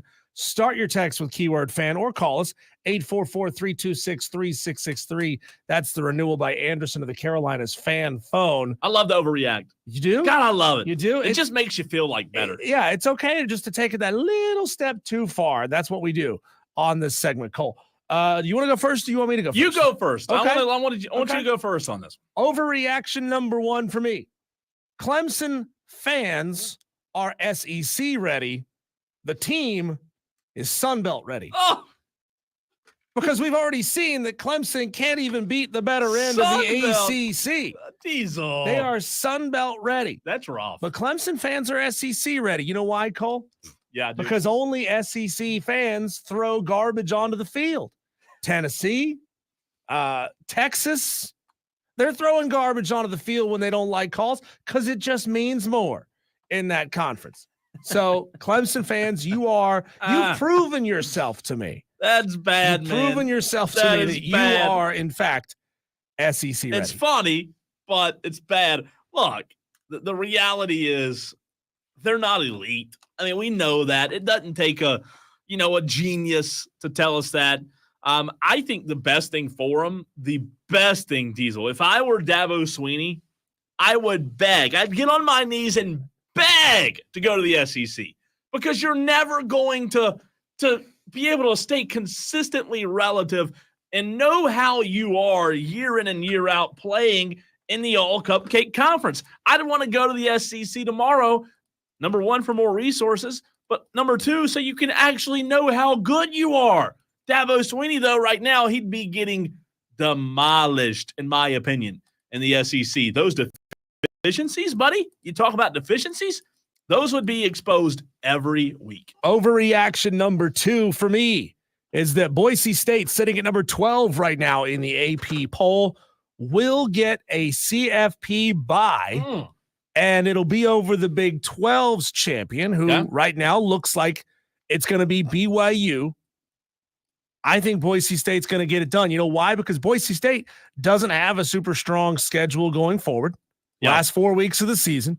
BYU does. Looking at their ESPN matchup predictor, they've got a couple games where they're less than a 60% chance to win the game. They're favored in every game going forward, but one game was like 55-45. Yeah. And Boise State's just going to keep on rolling teams. They've got Ashton Genty.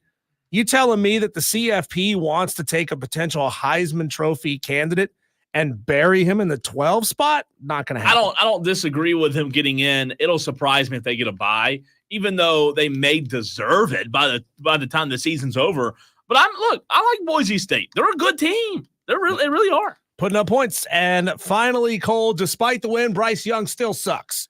Because Don't Bryce say Young, that. Bryce Don't Young you go there. got it done yesterday. Got it done. Congratulations to Bryce Young.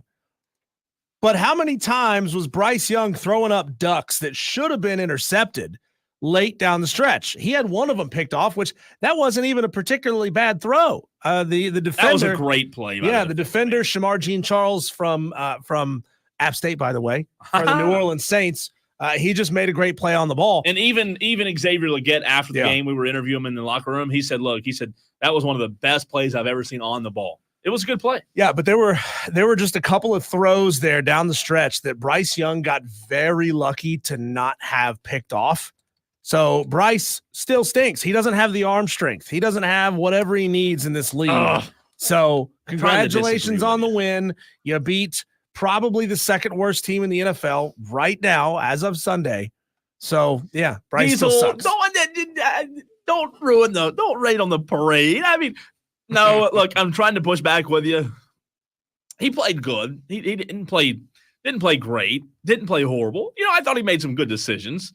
Wasn't asked to do a lot. They got outgained and still won the football game. But at the end of the day, I didn't think Bryce played horrible. But you're right. We don't really know much. It was the Saints. They just fired their coach. All right. I'll give you mine quickly, and then we'll react after we go to the phone line where we have two Tolos standing by. Number one for me, Dabo Swinney is mid. He's mid. In the new era of college football, he's mid. He hasn't proven anything.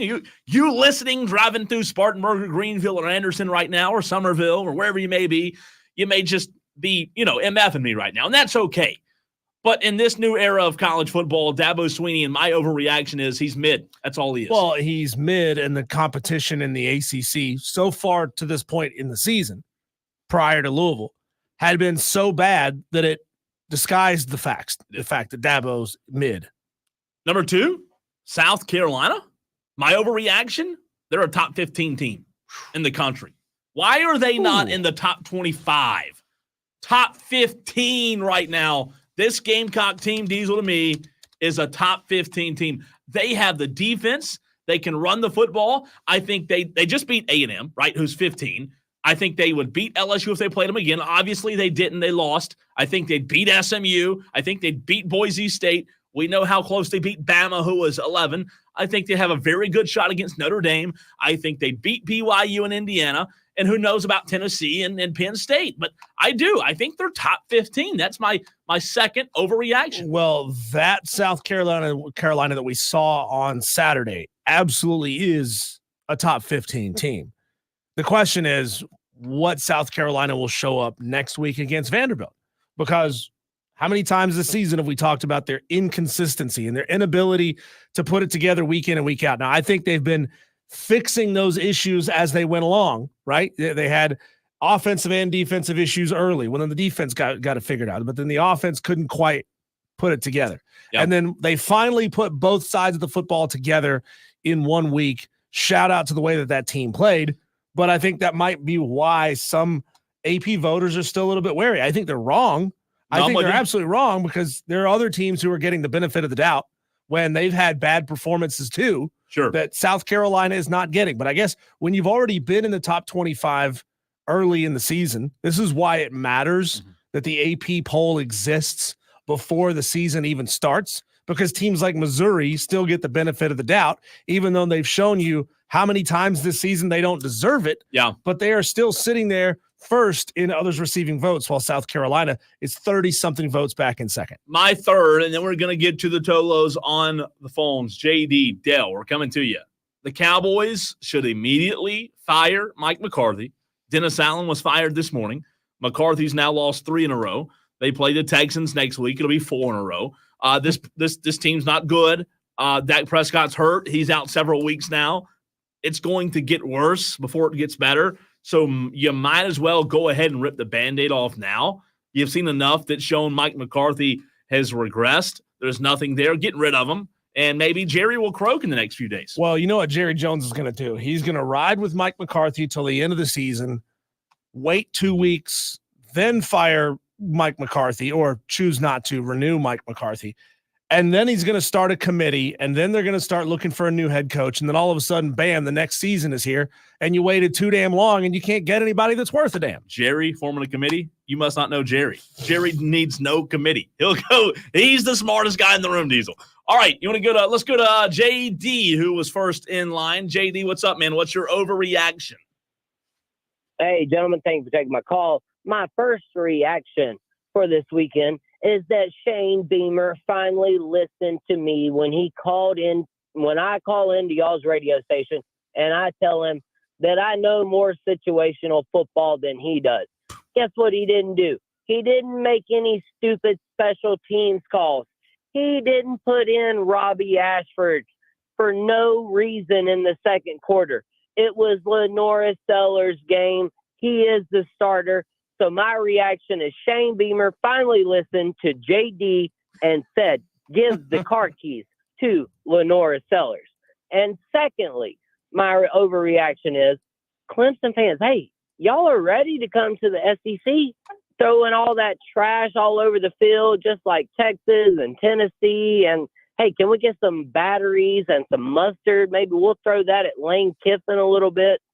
But, hey, kudos to you guys. Y'all stuck it out to the third quarter for one time, baby. And then one more overreaction. The San Diego Chargers with Jim Harbaugh. will be a legit playoff contender. Y'all be blessed, not stressed. We'll see y'all on the other side. Thanks, JD. 844-FAN phone, 844-326-3663. You said something similar about that. SEC ready, too. By the way, a playoff contender, meaning they're going to contend to make the playoffs, or a Super Bowl contender, meaning that they could make a deep run in the playoffs? Playoffs. Very good question. Playoffs. All right, Dale, what's up? What's on your mind? What's your overreaction, Dale? I am a more qualified GM than Jerry Jones, and here is my proof to that. Through 2 fantasy drafts and a combined record of, 15-1, I believe I am more qualified than Jerry Jones to run a football team. Tell us why. I'm undefeated in one league. I have 1 loss in the other. Yeah, but Dale, don't you auto draft? No, sir. That's basketball. Football, don't curse him like that. I'm all about it.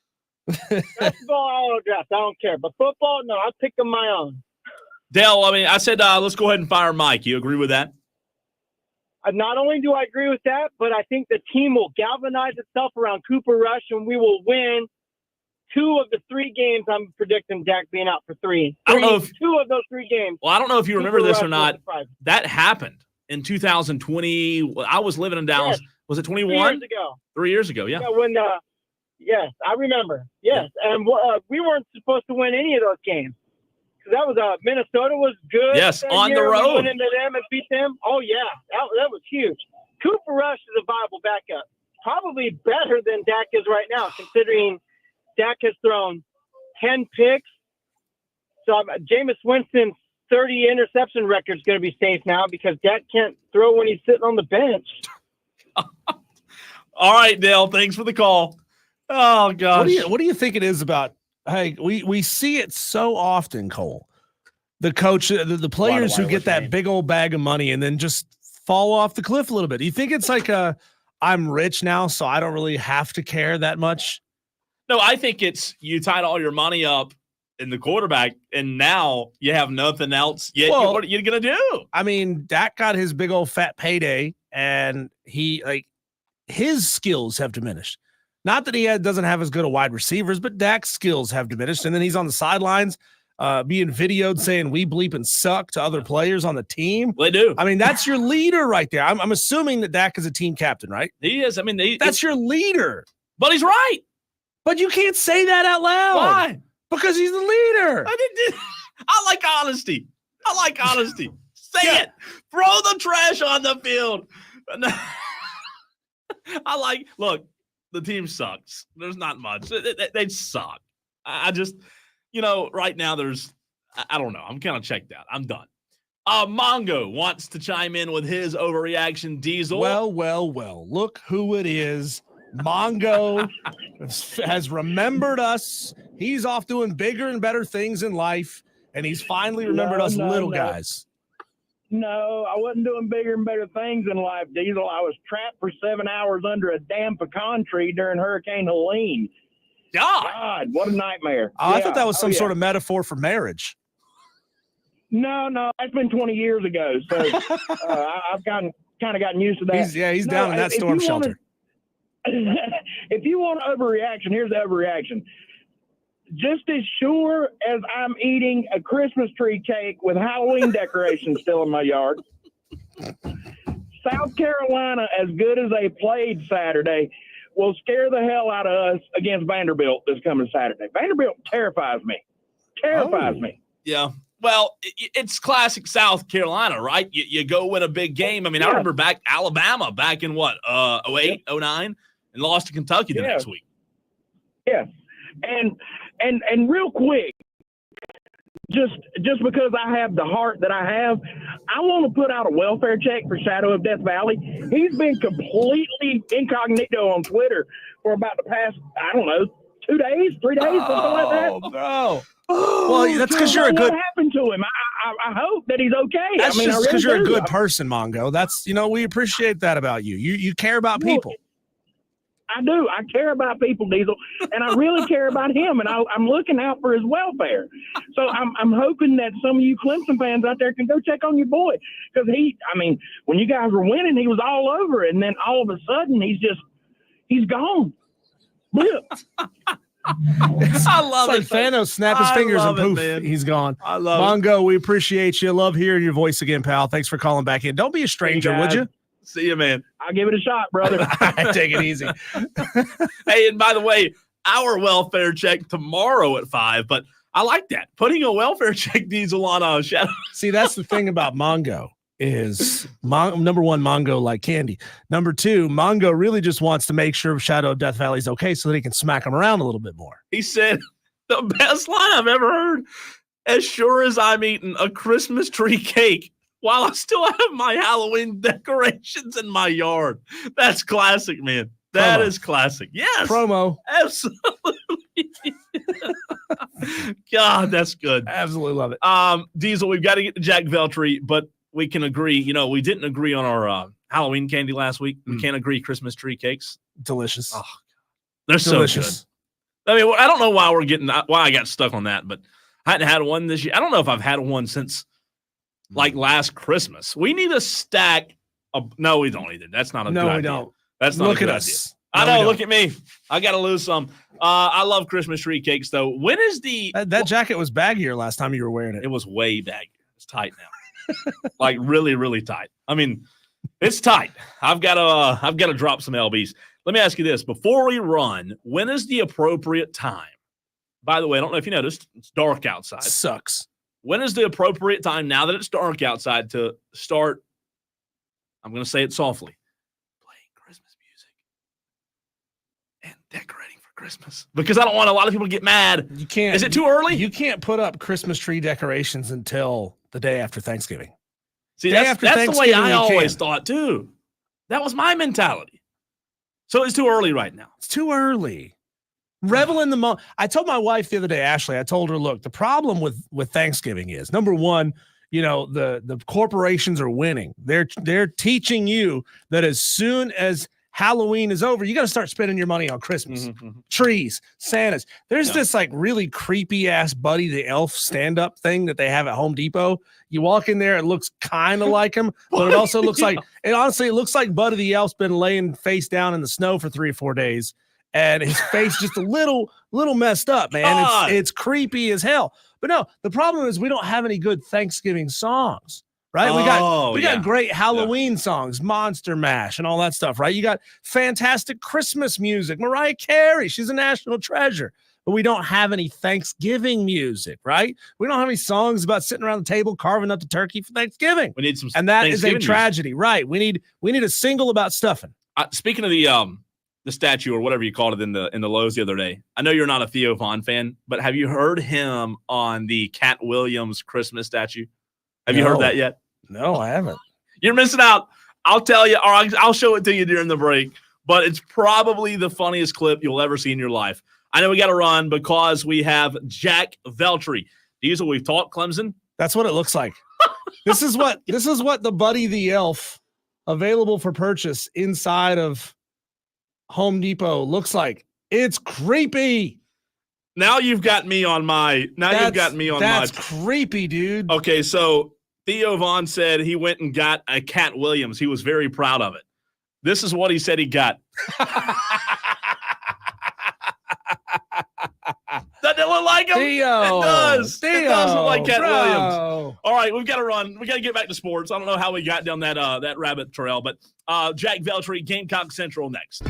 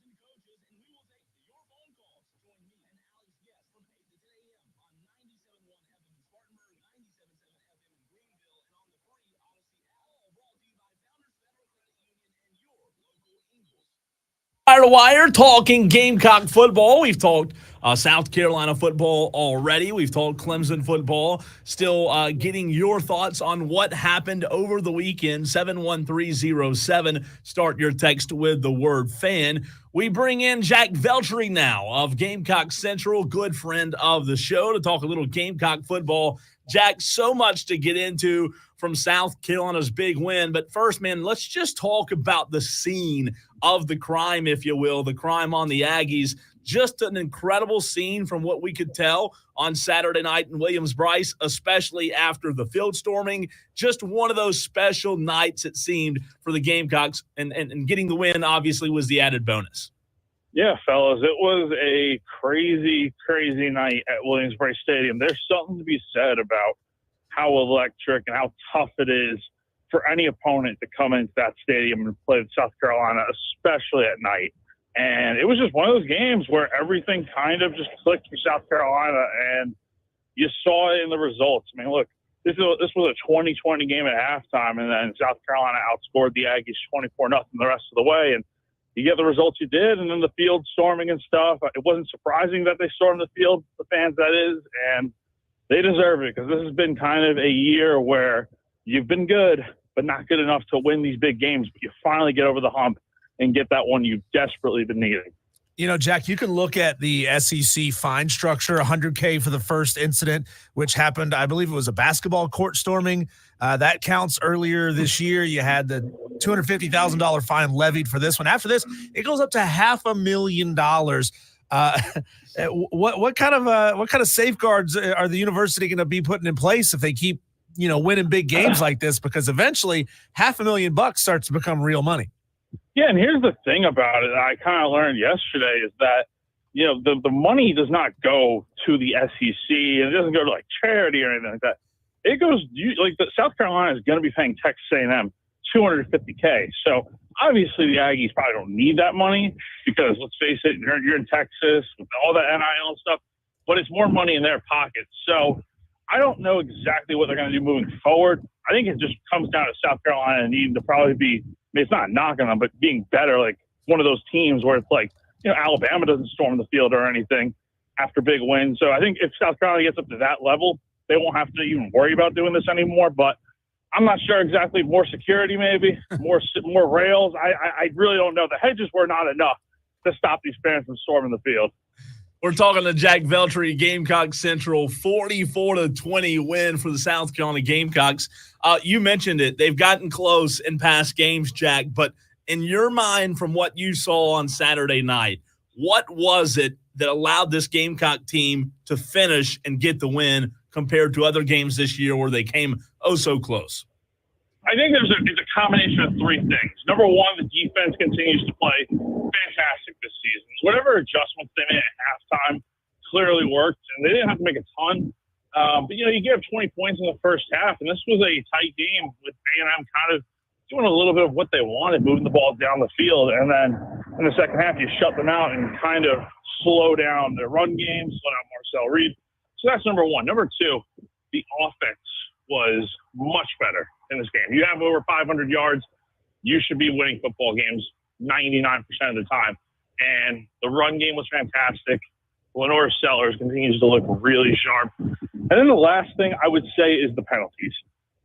South Carolina is probably one of the more penalized teams in college football this season. It's ended up costing them in some games, LSU mainly. And in this game, you only have 3 penalties. It's A&M instead that's making the mistakes and having 7 penalties and other, missed tackles, all these things. So I think the fact that you were able to limit your mistakes in this game is kind of something that obviously hurt them in the LSU and Alabama game. This time, it was the Aggies that were getting bit by that sort of bug. Jack, can you give us any update on Mazio Bennett's condition? I mean, I know he wasn't carried off the field by any means, but man, that was kind of a nasty hit that he took. His head kind of got twisted sideways. He kind of got bent over like a paperclip, and kind of a non-factor after that point. Not that they really needed him to be down the stretch. I mean, they had phenomenal play elsewhere, But any updates on Mazio? Yeah, unfortunately, not a ton to share just because, when we spoke to Shane Beamer on the teleconference yesterday, the only real update is that, it didn't look good on the field when Shane was watching the play develop, and then it didn't look good on tape. So I have a feeling we'll see what happens when the availability report comes out on Wednesday, but I don't know. It feels like we haven't got a ton on Mazio yet, but all I could say is from what I saw in the game, I mean, look, the play that went down was kind of just outright ridiculous, and stuff like that shouldn't be happening. And, Mazio had to be helped off the field with, the pair of trainers helping him walk off to the locker room. So obviously it's not good. And then the fact that he didn't return at all is not good either. But I don't know what his status will end up being this weekend, but we'll obviously have a lot more info on that come Wednesday. Jack, when the season started, I remember talking about Lenore Sellers and the way that, the offensive coordinator, Dowell Loggins, was asking him to run the football so many times. But, fast forward all the way until the 4th of November today, Saturday, 15 carries, 106 yards, and a touchdown, plus what Rocket Sanders did, which was absolutely phenomenal. Does it feel like to you, not asking Lenoris to do a ton through the air, that the sole identity of this football team is just to ground and pound? And again, you mentioned turnovers, ground and pound as long as your quarterback rather doesn't turn the football over.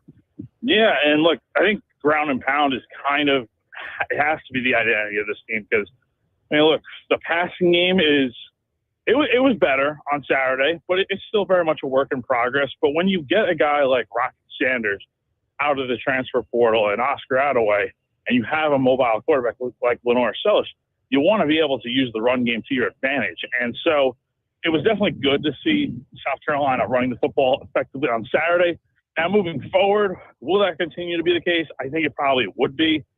Look, the passing game is kind of take out what Josh Simon did, and there really wasn't a ton in the passing game. Like, Rocket was pretty good in the passing game, catching all of his passes. But overall, man, I think this identity is the run, and if it gets stopped, that makes things a little bit tougher. But I think they have a lot of good opportunities here against the competition they're playing over the next 4 weeks to really elevate this offense and start generating some momentum, because this is just one game, but it can become a string of games where you see this offense kind of playing up to the standard that the defense has been playing. Talking to Jack Veltri, Gamecock Central, right here on the Fan Upstate, wire to wire with Diesel and Cole Bryson. Jack, in the past, how has Shane Beamer used these big tentpole wins like this? I'm thinking back 2 years ago to the Tennessee and the Clemson wins. He's had other big wins in his tenure. How does he specifically use wins like this in recruiting? Yeah, in recruiting, I mean, look, he talked about it yesterday. He had, I think he said about 9 guys on official visits on Saturday, and the response he's been getting from everyone has been fantastic, right? And as you would expect after a 24-point win. But I mean, even the guys that weren't on official visits, maybe they were on unofficial visits, or maybe it was guys that are being recruited, but they just weren't at this game. There was such positive feedback. And look, he's already got 1 commit today, it would seem, for the class of 2025, which is great. And I think it's to be expected. I mean, this is a huge win for South Carolina. And I get that question all the time from whether it's fans, other people, about just, how big would a win like this, what does that do for recruiting? It does everything. Like, if you lose a game like this, it hurts. It doesn't kill everything, but it makes things so much better when you're able to prove that you can go out here and win one of these big games. And it's like the momentum has been there all year in terms of recruiting, even when they lost these close games. But this is the real moment where it's like, maybe this is the turn of the tide where things are finally starting to go in South Carolina's favor to maybe where they own the state in terms of recruiting in other regions. Jack, Shane Beamer earlier today was talking on our station with Jim Rome about the progression of Lenore Sellers. I found it very interesting when he brought up the injuries, and, a very fair point by Shane Beamer with the amount of injuries that Lenore Sellers went through in the beginning of the season. He really didn't get into a rhythm, and he also didn't have time to grow and get better. When you watch his play specifically, what do you think he's doing different that allows him to elevate his game to the next level like you saw on Saturday night? I think he is taking better care of the football, for one. This was the second straight game where he didn't have a turnover at all on his end. Obviously, South Carolina had one in the game. That was a Rocket Sanders fumble. But other than that, nothing on Sellers' end. So I think that's probably the biggest thing, is that they've been trying to take care of the football with him, and whether it's Dowell and Shane Beamer, and you see Sellers go out there and do that. And I think also he's trusting his receivers more, it seems like, right? Like, he's finding his targets. First game of the year, I know it's so long ago, but those early weeks of the season, you saw him kind of relying on himself and his legs to make a play happen, and he kind of still is to some extent, but he's a lot more thoughtful with what he's doing, and he's hitting his targets. Like, I think of when he throws short to Rocket Sanders or dumps off to Josh Simon, he's allowing other guys to go out there and make the plays. He's just got to hit them, which of course he has, and then he's trusting his legs. Like, whenever, like, the way he's just able to break out of the pocket and break out of the sack, like, especially on Saturday, it was very impressive. The way he's able to move around is a nightmare matchup for any defense. And look, this is only now his 7th start of the year. Like, he's potentially got 2 more years to go after this. I feel bad for what defenses are going to have to deal with as long as he keeps playing at this type of level. Jack, we're only a few days away from South Carolina facing another, great story in college football this year. What Vanderbilt has been able to do in a transition time for that program. Look at it from a 10,000-foot view. Take the garnet glasses off here for just a moment. The winner of next Saturday's game, South Carolina at Vanderbilt, which is a better story in the national media? I mean, if I'm being quite honest, I think Vanderbilt is probably the better story, just because nobody expected them to do anything. And look, that's not knocking them. It's facts that Vanderbilt is the better story right now, because no one expected this. Like, could you have told me if you had told me they got the 6 wins this year, I'd be like, okay, it's not out of the question. But the fact they got the 6 wins in the first week of November is kind of crazy to me. And so obviously they're the better story. And if Vanderbilt continues to win, I mean, shoot, we could be talking about a Vanderbilt team that wins 10 games potentially this year. Do I think that's going to happen? No. But look, at the same time, South Carolina is also a good story. They, a lot of people probably didn't have them getting potentially to a bowl game this year, or maybe even having a chance to win 7, 8, 9 games. But obviously, without question, Vanderbilt is the better story. Jack, I don't know what conversation, inside the program from the coaching staff, what conversation's been had about the past, like this season at South Carolina, or if they've kind of just turned the page completely. The reason I'm asking is, what South Carolina did Saturday was absolutely incredible.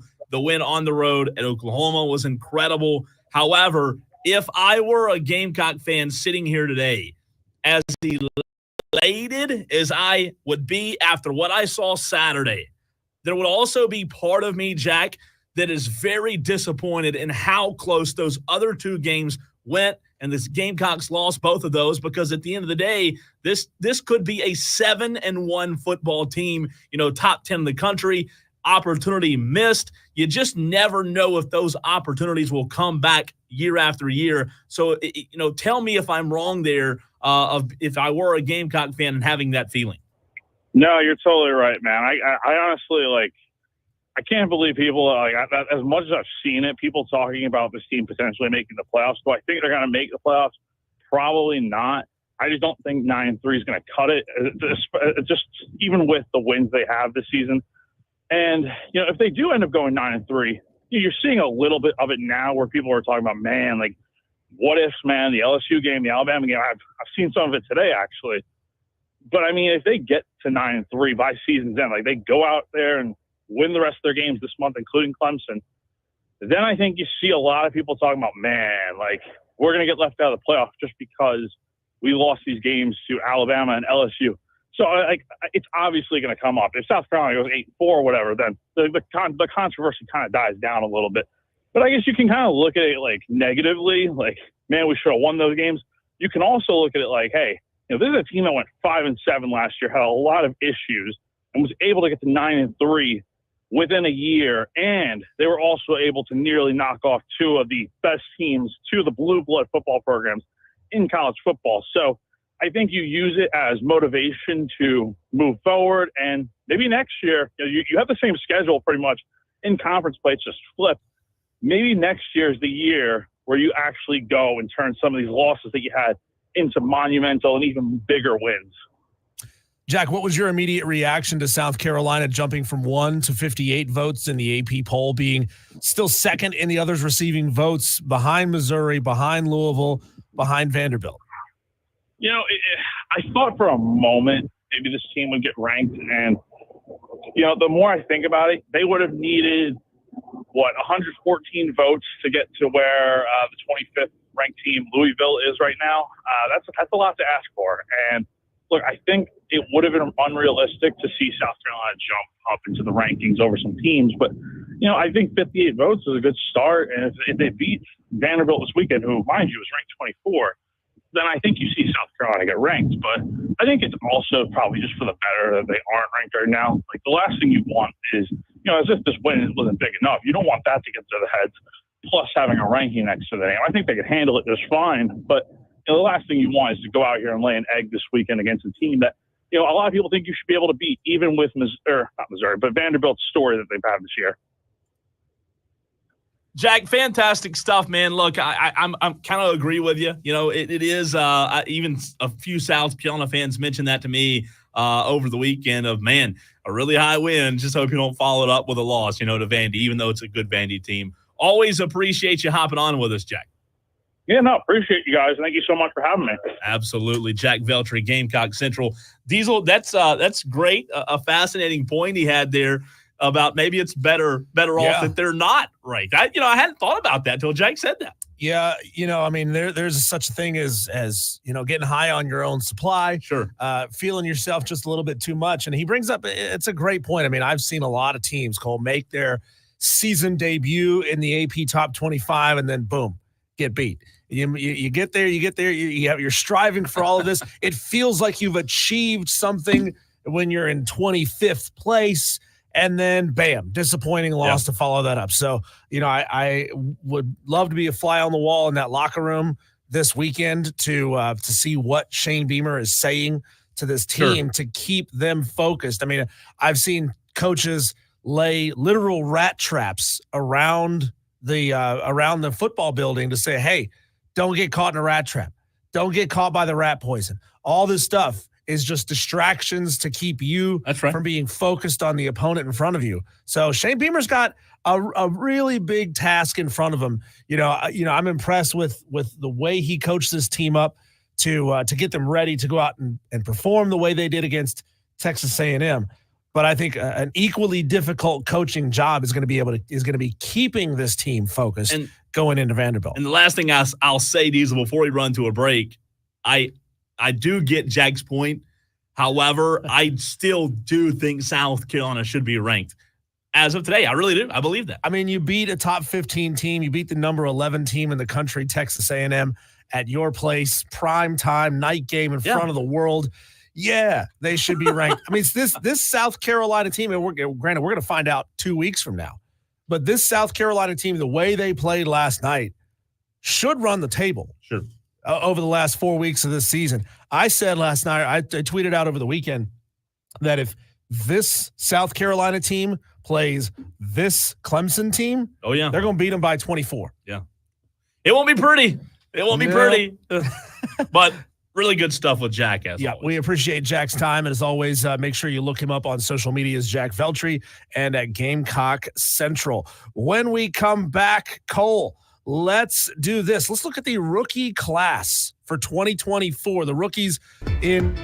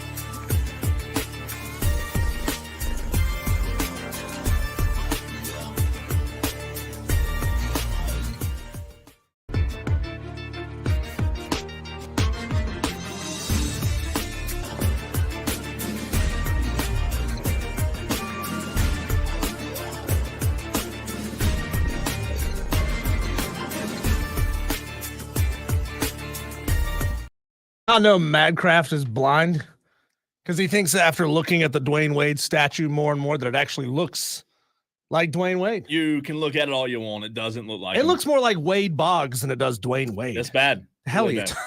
Talking about Madcraft. Let's go to the phone lines real quick. We got just about 60 seconds apiece for these two callers. Let's go to Harold on the line first.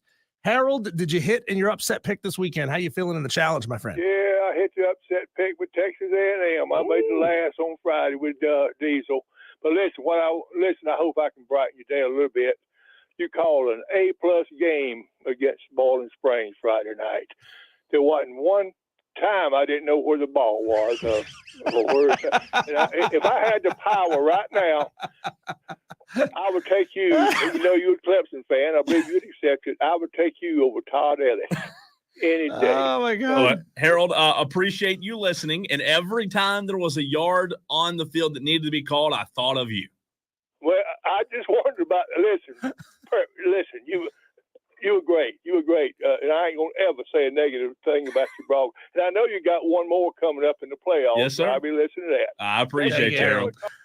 That's great. I ain't gonna have anything negative to say about you till tomorrow. I promise you that. I'm replacing Todd Ellis, evidently.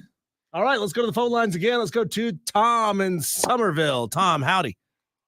Hey, guys. Hey.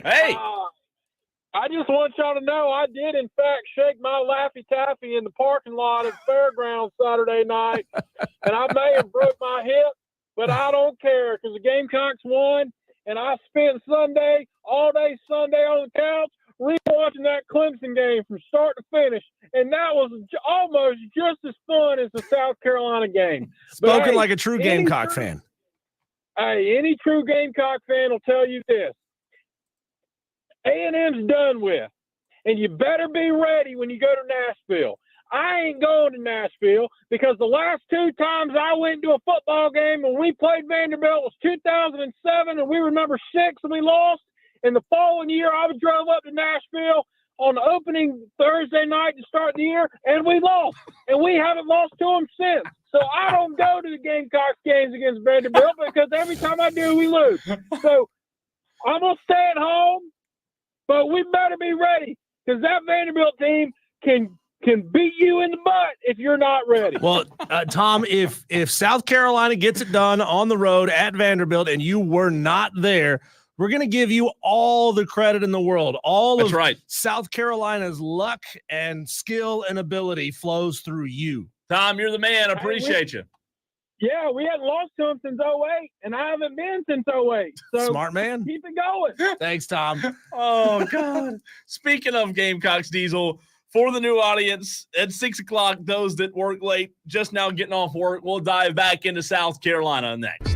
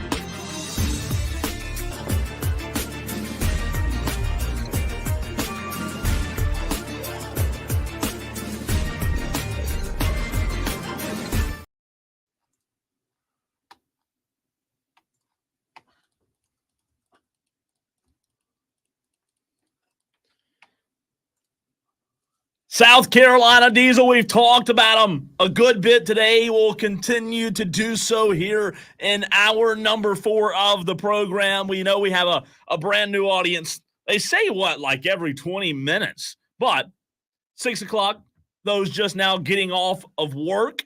We appreciate you being a TOLO. That stands for Turn It On, Leave It On. That's what you are, the listeners. He's Diesel. I'm Cole Bryson. This is Wire to Wire.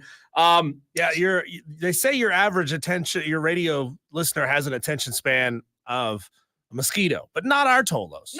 Not our listeners. They operate on a different wavelength. That's right. From everyone else. They listen for 4 hours a day, every day. And when we're not on the air, they're thinking about us. They're tweeting at us. They're retweeting us. Our TOLOs are great. Being a TOLO is 24/7 job. No doubt. It really is. It really is. Speaking of being a 24/7 job, being Diesel in the SEC, we've learned, is a 24/7 job. But doing that job pretty well this season in 2024 is Shane Beamer. You and I have talked about it a lot already today. We'll continue to do so tomorrow and the rest of the week as South Carolina has another big one. But, I think the overall consensus is now that you and I have talked about it. We've heard a lot from the TOLOs out there, including South Carolina Gamecock fans. This is not fool's gold, right? This is not South Carolina sneaking up on an opponent, having a average season Diesel, and all of a sudden, snatching A&M. This is not fool's gold what we're looking at. This is a really good team, led by Shane Beamer, who has, in my opinion, a really, really good defensive coordinator in Clayton White. We'll see. Jury's still out on Dow Loggins. But we've seen this really good team continue to get better and better all year long, and it seems as if they grew up before the Gamecock fans' eyes, Diesel, on Saturday night. And Lenore Sellers showed that, he's the man for the job. There's no questioning that. Plus, Rocket Sanders, phenomenal on Saturday. So overall consensus, no fool's gold here. This South Carolina team, Diesel, they're 100% legit. Yeah, we learned this weekend, Cole, that this South Carolina defense is consistently very, very good. I mean, they had the hiccup against Ole Miss where they gave up a whole bunch of points, and the offense didn't help them out at all in that game. But you can now count on the defense to play really good football.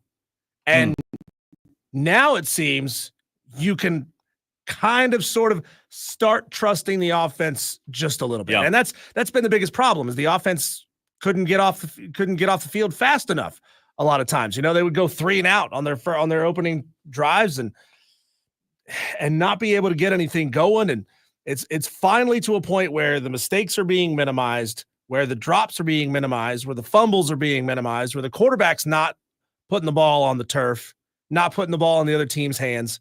I mean, you're right. We saw this offense grow up and match what the defense is able to do. And if they can get 75% of that performance, they're going to beat Vandy next week. Sure. Easy. Lefty Tiger chimes in on the text line 71307. Start your text with the word fan. Lefty Tiger says, Tom should be blocked. He's giving Carolina fans a worse image. Still our state. Will always be our state. Tiger Nation will overcome. And let me click on the text. Oh, man, I can't find it. And Carolina will get beat by the Citadel next year. Perfect. Appreciate it. Lefty Tiger says, take my name out of the reason for this question. But do you two seriously think the Sister Kissers are going to keep this up? You didn't keep his name out. I just don't see it continuing as the new normal. He said, I don't know. I don't know what that means. I don't understand what that question means. Take Lefty my name Tiger. out of the reason for this question. How about call in Lefty Tiger and ask it on air? That way we can get confused about what you mean. 844-FAN phone, 844-326-3663. Diesel, you said it. We've been talking about it all season. South Carolina, in order to get over the hump, why couldn't they finish against LSU? Why couldn't they finish against Alabama? Well, Lenore Sellers, who didn't have a lot of experience, who was battling some injuries early in the season, he put the ball on the ground, as you said, little turnover happy with his interceptions, and South Carolina was really penalized. Let's call it like it is here, Diesel. If you go back to the LSU game, if you take away the penalties in that game, South Carolina beats LSU. If you take away the turnovers in the Alabama game, South Carolina beats Alabama. So you talk about penalties and turnovers, and you really can't emphasize them enough in terms of just how much those are a game breaker. You eliminate turnovers and penalties, and guess what? You're beating the crap out of Texas A&M. So that truly is the difference. And I know Shane Beamer talked about it after the game, Diesel. He and his team, he and his staff, everybody involved with the program kind of finally said, look, enough's enough. We know we're good enough, but in a lot of ways we're beating ourselves. We've got to come out. We've got to play well. They did. The question is, though, the season's not over, right? We can't just write them off and say congratulations and go on your way. You said it. They still have Vandy. They still have Missouri. They have Wofford. We know it's going to be Wofford, right? They have They have Clemson. 3 teams that are good football teams, Diesel. But from what we've seen, you and I should believe that South Carolina has a chance in all 3 of those last 3 or 4 games, not including Wofford. Yeah, they absolutely have a chance in those games. I would, I'm going to go quickly here and look at the South Carolina schedule and see, are they favored in the Missouri game by the models? As of right now, the model has South Carolina with a 65.5% chance to win that football game against Missouri. It gives them a 59% chance to win on the road at Vanderbilt. And it gives them a 39%. So a 40% chance to beat Clemson on the road at Clemson. This team is poised, Cole. I wouldn't be shocked if they ran the table down the stretch. I'm not calling for it at this point because, again, it's a big ask. We saw this team mature, and they matured for 1 game. Is that the new norm? Don't know, right? We just don't know. This team had played such inconsistent football over the course of the season. Maybe they matured in that bye week between Alabama and Oklahoma, because think about that. They won at Oklahoma 35-9. They handled Texas A&M, really just shut them down in the second half and kind of blew the doors off of it late. Maybe something clicked in that off week that we are not entirely privy to. Well, I guess we'll find out against Vanderbilt. Can this plucky upstart of South Carolina Gamecocks get it done against the team that has the story behind them? Yeah. That has the quarterback that everybody's rooting for, Diego Pavia. Everybody wants that guy to go and, do big things. And so it's going to be really exciting to watch. Sure. Can South Carolina, if they can do it 3 weeks in a row, and you look at the difference between those 2 Oklahoma and A&M games. South Carolina had no offense in the Oklahoma game. Yeah. They scored 21 points early off turnovers in the first half, and after that it was over. Oklahoma couldn't get off the mat. But that was a completely different game offensively from the game they played against Texas A&M. Defense phenomenal again, as it has been multiple times throughout this season. Texter from the 903 chimes in and says, I just hope Clemson fans enjoy watching my Mustangs in the ACC title game. You can watch our highlights at Louisville on YouTube if you want to see how to beat them. That's great. And by the way, that's our listener up in or down in Dallas that texted in a few weeks ago from the 903. SMU fan, tell us we don't have any SMU fans that are listening, Diesel. We're all over the place. I'm telling you, man. Tom Somerville, 903 in Dallas, Dallas, North Carolina. We got Brother Contreras up in Queens. It's not in Queens, New York. Brother Contreras, remind us what borough you're listening to the show from. You know my memory. Don't you're don't ask me. You're asking the wrong guy. I think I remember him saying he's listening to us from the Bronx. I think he was listening from the Bronx. I know we had somebody. I can't remember if it was Brother Contreras or not, but yeah, you're right. I do remember that being one of the Tolos. I know that Brother Contreras is excited for the start of basketball season. And speaking of basketball, we have Furman basketball coverage starting at 6:30 right here. So we got about 20 minutes left of the show. And then we make way to Dan Scott and the crew, and they'll have Furman basketball. Before we run to a break here in about 5 minutes, interesting point about basketball. I do find it fun when you talk about the 2024-5 season, Diesel, with our in-state teams. Look, South Carolina, they're coming off of a really good year where they exceeded expectations by a mile, right? Lamont Paris, what he's done with that program, they've been exceptional. They really have. And South Carolina's roster in 2024, they're good. They're going to be good this year. It's going to be a lot of fun to watch. On the other hand, Clemson made the Elite Eight. How far can they go?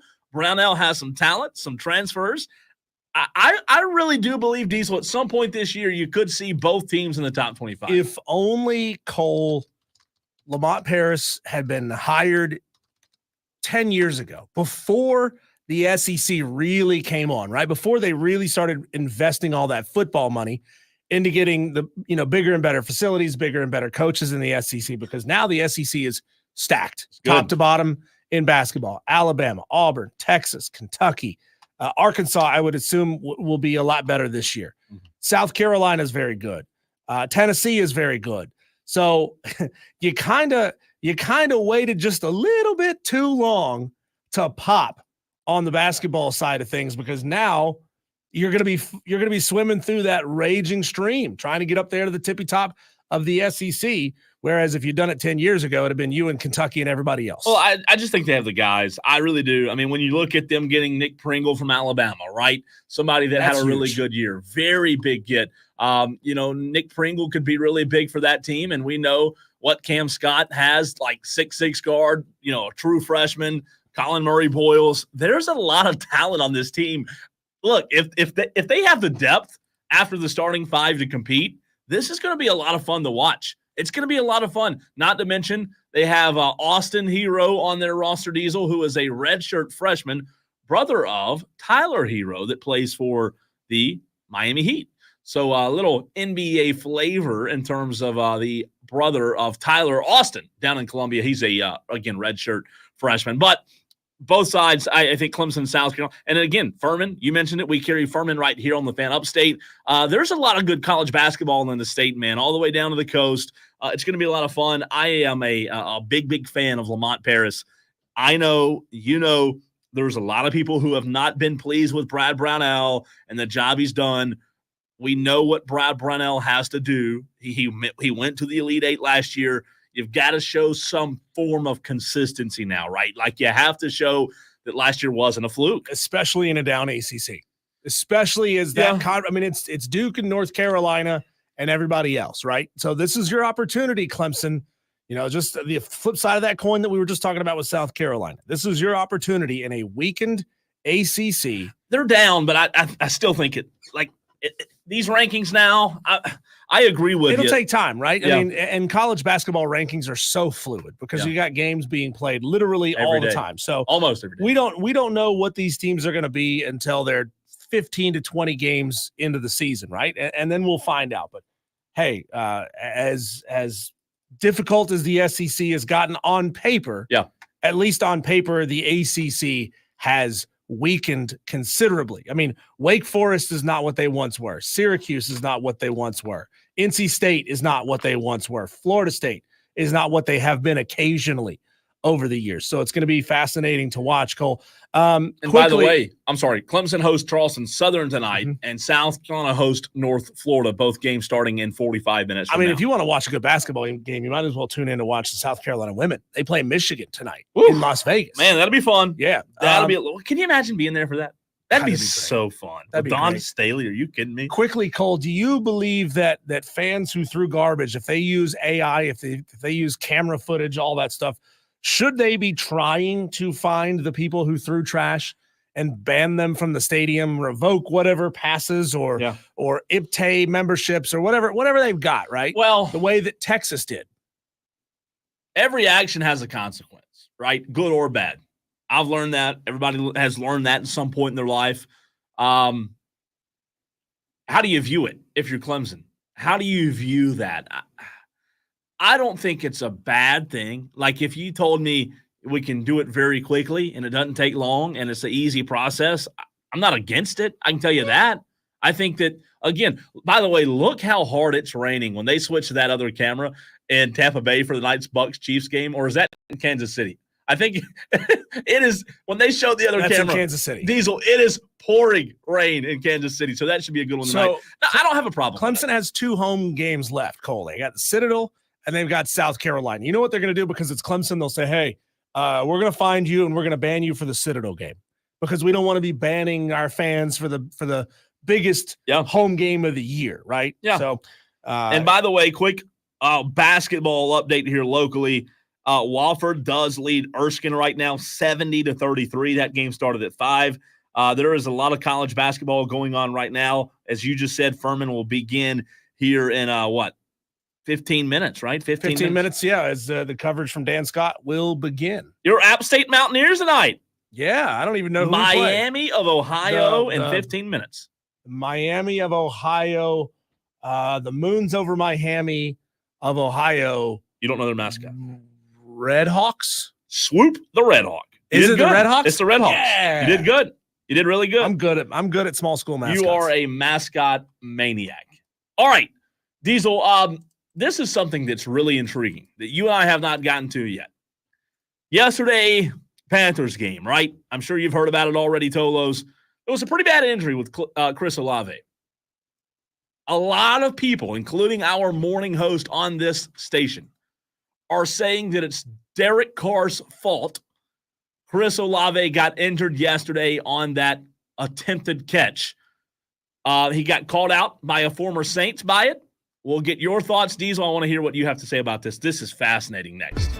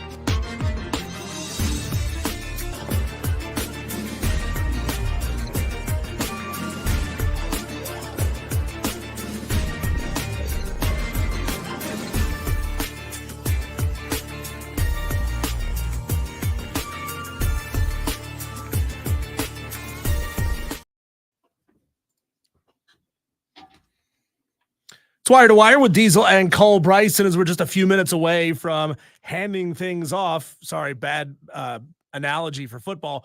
Bounce passing it to Dan Scott, Furman Athletics. He's going to be calling Furman basketball from the well tonight. Basketball is my favorite exactly. sport. I like the way you dribble up chest and down passing, the okay? court. Like the bounce pass is a lost art. Chest passing, lobbing, whatever. Yeah. Anyway, Cole, you have an issue with something that Rob Brown said on his show this morning. Well, regarding Derek Carr and Chris Olave, please explain. I just want to know, like, what the Tolos, and we can get back into this again tomorrow, but Derek Carr threw a pass to Chris Olave, right? He got injured. Football is a game where you get injured, right? It's very hard for me to say, yep, that was 100% on Derek Carr. I don't know. Obviously, I was there. I saw the injury. The stretcher came out. It took a long time. Anytime something like that happens, Diesel, it's scary. But here is Derek Carr's response after Michael Thomas, a former player, called him out. See that or hear that from a former teammate? Kind of what is your reaction? I have love for Mike, and when he does that, I don't really care for it, obviously. I've had so many teammates over the years, and he's like the one dude that didn't get along with me, and I don't know what I did to him. I don't know why he feels that way. I'm sorry, for whatever he's dealing with to make him feel like he's got to do that. I don't know, but he's never called me during any of this, my phone number has never changed.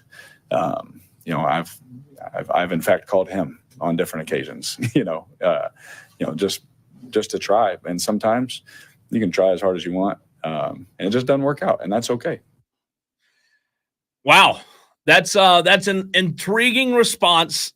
For whatever reason, Michael Thomas, the former Saints, had beef with Derek Carr, right?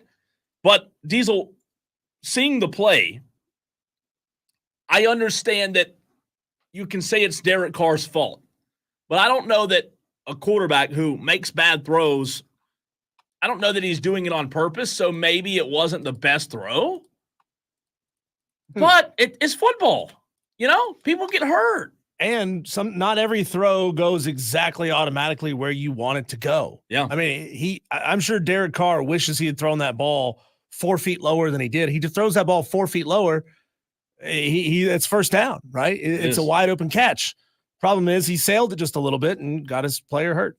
Furman basketball next, right here on the Fan Upstate.